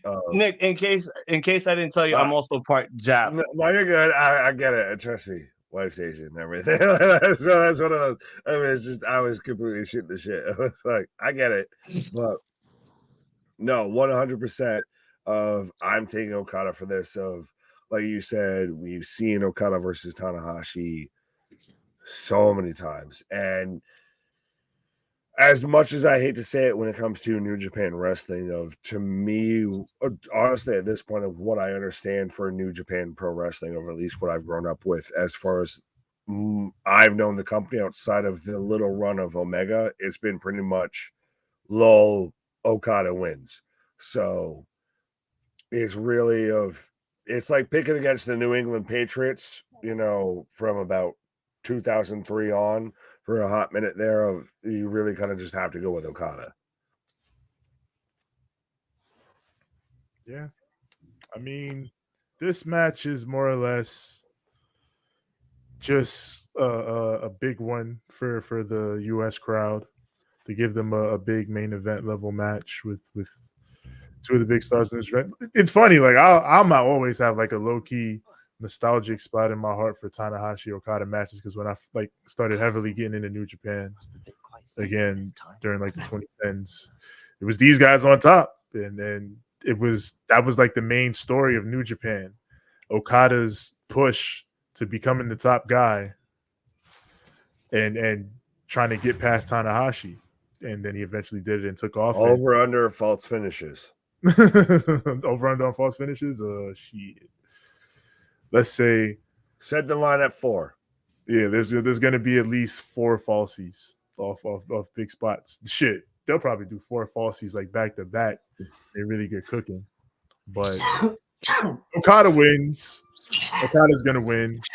But don't sleep on this. I think this is going to be a cooker. Even though we've seen this match many, many times, there's a reason they're doing this again for this crowd. These two are going to cook. The Okada wins. The history of these two men begins in 2012. This is going to be their 15th match that they're going to have against each other. We started at the New Beginning 2012. This is when Okada came back from his excursion in TNA when he had that little Green Hornet gimmick. I don't even think he was the Rainmaker yet. No, actually, he was. Then we had the G1 Climax. We had G1 Climax. Another which one was this? Climax 29, G1 Climax 23, Wrestle Kingdom 7, G1 Climax 31. God damn it! Do you have to use the fucking bathroom now, Loki? Jesus. G1 Climax 26, Dominion. What year was this? 2012, Dominion. G1 Climax 28, Destruction in Kobe. This was 2018. Wrestle Kingdom 9. Wrestling Dontaku 2018. King of Pro Wrestling 2013. Invasion Attack 2013. And last but not least, Wrestle Kingdom 10. 14 matches within 10 plus years, 11 years. 14, we're going into 15 between these two. So They just mentioned every single match that they've had one-on-one from every G1 that they participated in, A or B block. Every Wrestle Kingdom, every fucking, big pay-per-view that they had. Whether if it was them one-on-one non-title or for the belt. These men are the top two guys in this company. 10, 11 years later, still growing strong, putting in work. We know Tanahashi is almost at the point of finishing up his career. At his age, he cannot keep going at the limit that everyone else is at right now. But what to do.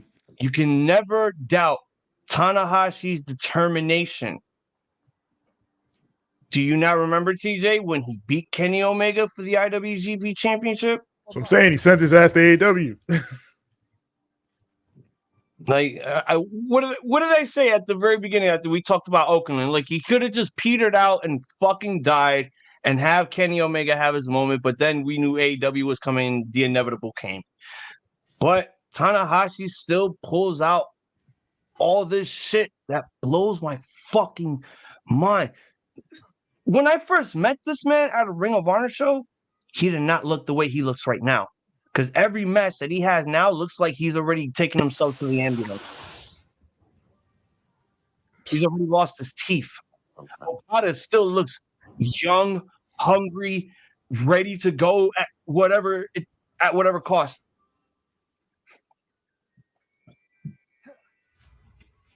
This is a rivalry that I know for a fact is going to keep going maybe 5 more years, maybe 10 years. DJ, you might agree with me. Nick, you might agree with me with the same thing. Like, this is a rivalry that we know will never die until one of them leaves the company or retires for good.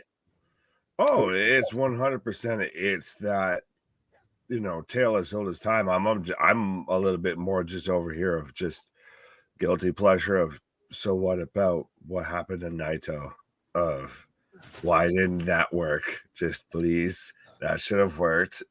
Oh man, I mean, it still works with Naito. I think the problem with what they were doing with Naito was I think they had nobody for him, and around the time, a lot of people were injured. And I'm not blaming COVID either. I think this was around when he had the title before COVID hit.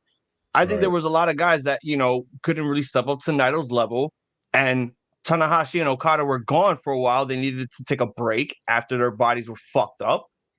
So it felt kind of a lackluster for Naito to have a world title reign. The only guy that he could face only was Ibushi. Kenny was gone. They couldn't get anyone from Ring of Honor. Naito did low-key get jerked for his run, though. It's okay. Naito, He did. Maybe one day. No. He'll get it back. He'll get it back. That's But back to 100%. this match. Go ahead. Back to this match. Let me finish here. Yeah. I've been watching these two compete against each other since 2014. When I first, started watching New Japan. Bullet Club was hot. Finn Balor was, still in the company before he had to leave. And shit was already getting interesting. Now, between Okada and the Ace, this is a rivalry that I know we've all enjoyed. Do we want it to stop? Yeah, but we know it's never going to stop. They could take 6 months to 2 years off from each other, and then they'll wrestle again. But who am I going for here?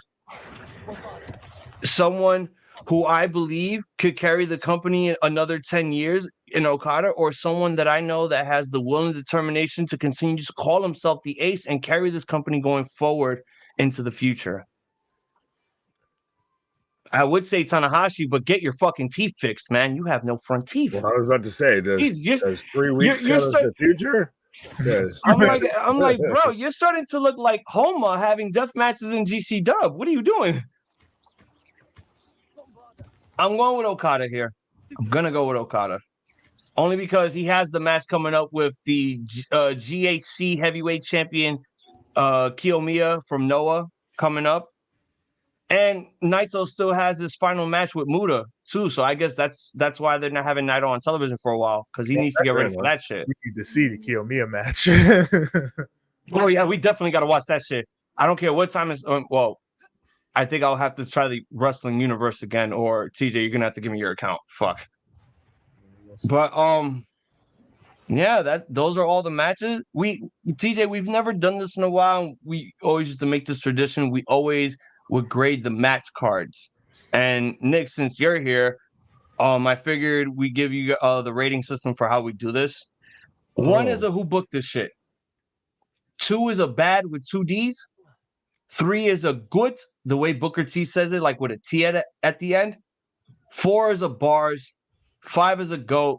6 and up is Meltzer shit. So, what's your final rating for this match card here? For Battle of the Valley, Christ, as you mentioned Booker, now I already halfway want to break the system of just shucky ducky quack quack. Shucky ducky. Fuck it. You asked me to be here. I'm gonna break your goddamn system on the first night of just shucky ducky quack quack. Oh, shucky ducky. You know what I'm saying, dog. So that's gonna be a solid good. You know what I'm saying, right? TJ. Yeah, I'm gonna say this is a high good. This is, it has the right amount of variety in terms of the talent spread out throughout it. It's got big matches that different types of people will want to engage in, whether you're here for Tanahashi Okada or Eddie Kingston and Jay White, Mercedes and Kyrie. Like there's a decent amount of shit going on, especially toward the upper end, that should keep you hooked. And I think the crowd will be hot. I think the people will feed off the energy. It's going to be a good show. So yeah, high good. It's a good. So, damn right. No, we got a solid good. All right. We got a 3.5. I'm going to go with a solid bars on this one. This card is getting a solid 4. Besides the fact that we have 5 championship matches taking place here, we also have a few stipulations that are probably interesting. Most of the title matches are going to be big fight feels. Again, I think we all said our match of the night is going to most likely be. I think we said Fred Rosser and Kenta, but I also believe we did say Jay White and Kingston. One of those 2 matches are probably going to end up being the match of the night. But the main purpose of the show is the in-ring debut of Mercedes Moné. We need to see how she's going to be tested in the New Japan waters. Let's see what all the training with Fred Rosser and Kushida has paid off when she goes one-on-one with Kyrie. And I hope she does a stellar job. And, I want, and CJ, you've known this for years, I've been wanting to give Mercedes a chance. The problem is the company just didn't want to make me have that chance with her. So I believe New Japan would make that opportunity well and will probably flourish going forward for Mercedes if she wins the title. Hopefully, because I think Mercedes is great. So this whole card is getting a solid bars, and after we watch it, I think the overall grade of the show is probably going to change, no matter what it is. But yeah, those are the Elimination Chamber predictions, along with the Battle of the Valley predictions. I will be live tomorrow night at 10 p.m., myself and Dave, along with everyone else who will be joining later on for Battle at the Valley. And Monday, we'll give you guys a recap of the show. Nick, if you want to join us Monday after Raw to do the recap for Battle of the Valley, you're more than welcome to. Yeah, absolutely. Like I said, we'll we'll see what the schedule holds and everything like that. I was just like, oh, hi. Hello there. But also Sunday, just like what we did last week for the Super Bowl, me and TJ will be doing live reactions for the official NBA All-Star Game, East versus West. Gonna be pretty insane. Hopefully, there's gonna be some pretty sick shit. I might try to watch the fucking slam dunk contest if it wasn't today. Hit him low. You hit him high, hit him high. Sorry, I was just doing the background noise. TJ, what did they do today on Friday for the All-Star game? Today they just did. It's over now, but they just did the celebrity game and the Rising Stars, the rookie sophomore game. Even though it's not rookie sophomore, it's USA versus the world. Okay, so I'll have to watch the slam dunk contest while I'm at New Age Wrestling then. Yeah, 3-point slam dunk skills competition and all that tomorrow. Whoa. Have we had a good slam dunk competition since Aaron Gordon, Zach LaVine? No. That was the best dunk contest. Probably, yeah. That was the best dunk contest in a hot minute. Yeah.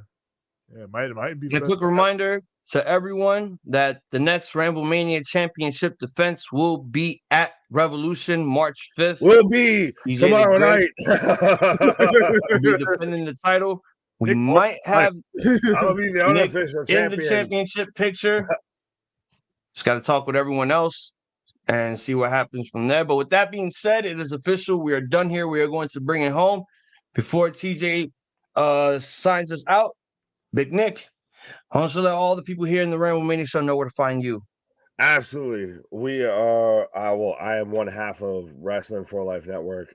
We are here covering anything and everything when it comes to pro wrestling. We are going to be here tomorrow night for Elimination Chamber and Battle of the Valley. We are even halfway talking about contemplating about covering one of the first XFL football games and everything, but absolutely be a friend, tell a friend.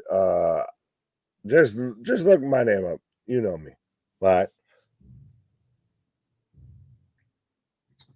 And with that being said, great one. Why don't you tell all of our Ramble Maniacs and all of your BC aliens where to find us? Indeed. This is Hogwarts Legacy, Byron. Yes, just in case you didn't know. But yes, you already know where to find us. Find us on Instagram at Ramblemania, showing that Banter Club Podcast. Find us on Twitter at Ramblemania, Facebook.com/Ramblemania Show. Also find our group there, Ramblemania Shows Banter Club. We and the other wrestlers, podcasters, everybody we associate with, post all our goings on and all that's going down. As far as audio goes, wherever we're out, audios find us Apple Podcasts, Google Podcasts, Spotify, Stitcher, Anchor, TuneIn, Overcast, everywhere podcasts are found. As far as visuals, twitch.tv/Ramblemania Show. We're on Spotify video. We're on YouTube. Search Ramblemania Show or Bench Club. When you get here, like the videos, click subscribe, click the bell so that when new content drops, go straight to you. Yeah. For me personally, find me on Instagram at TJ the Great One. That's TJ the GR, the number 8, the number 1. Find me on Twitter at TJ the Great. That's TJ the GR, the number 8. It's as simple as that. Somebody speed that up and put that behind the Tech 9 beat. Shit. TJ the Great. And you can find me on Instagram at iZombies. IZOMBIIESZ. See you guys tomorrow night, Sunday night for Battle at the Valley, All-Star Game, Raw Rants next week, NXT, the Return of Impact. Got a whole bunch of other stuff set up for y'all. So just be ready. Sorry that things have been getting a little difficult. Got to get the computer fixed, but I'm gonna work this shit out next week, and we're gonna keep rocking and keep rolling. Hopefully, me and TJ will continue our GMO for SmackDown vs. Raw 2007 within the week. We'll see from there. For Big Nick, for TJ the Great, I'm Hazel the Eye Zombie. This has been our Elimination Chamber and New Japan Pro Wrestling Battle at the Valley predictions. We would like to wish all of you a point and goodies. Yeah, ain't you fucking sweet. And a good fight and a good night. Video games! Yeah, I love video games, and then I lost my virginity. Boo all you want, I don't give a fuck!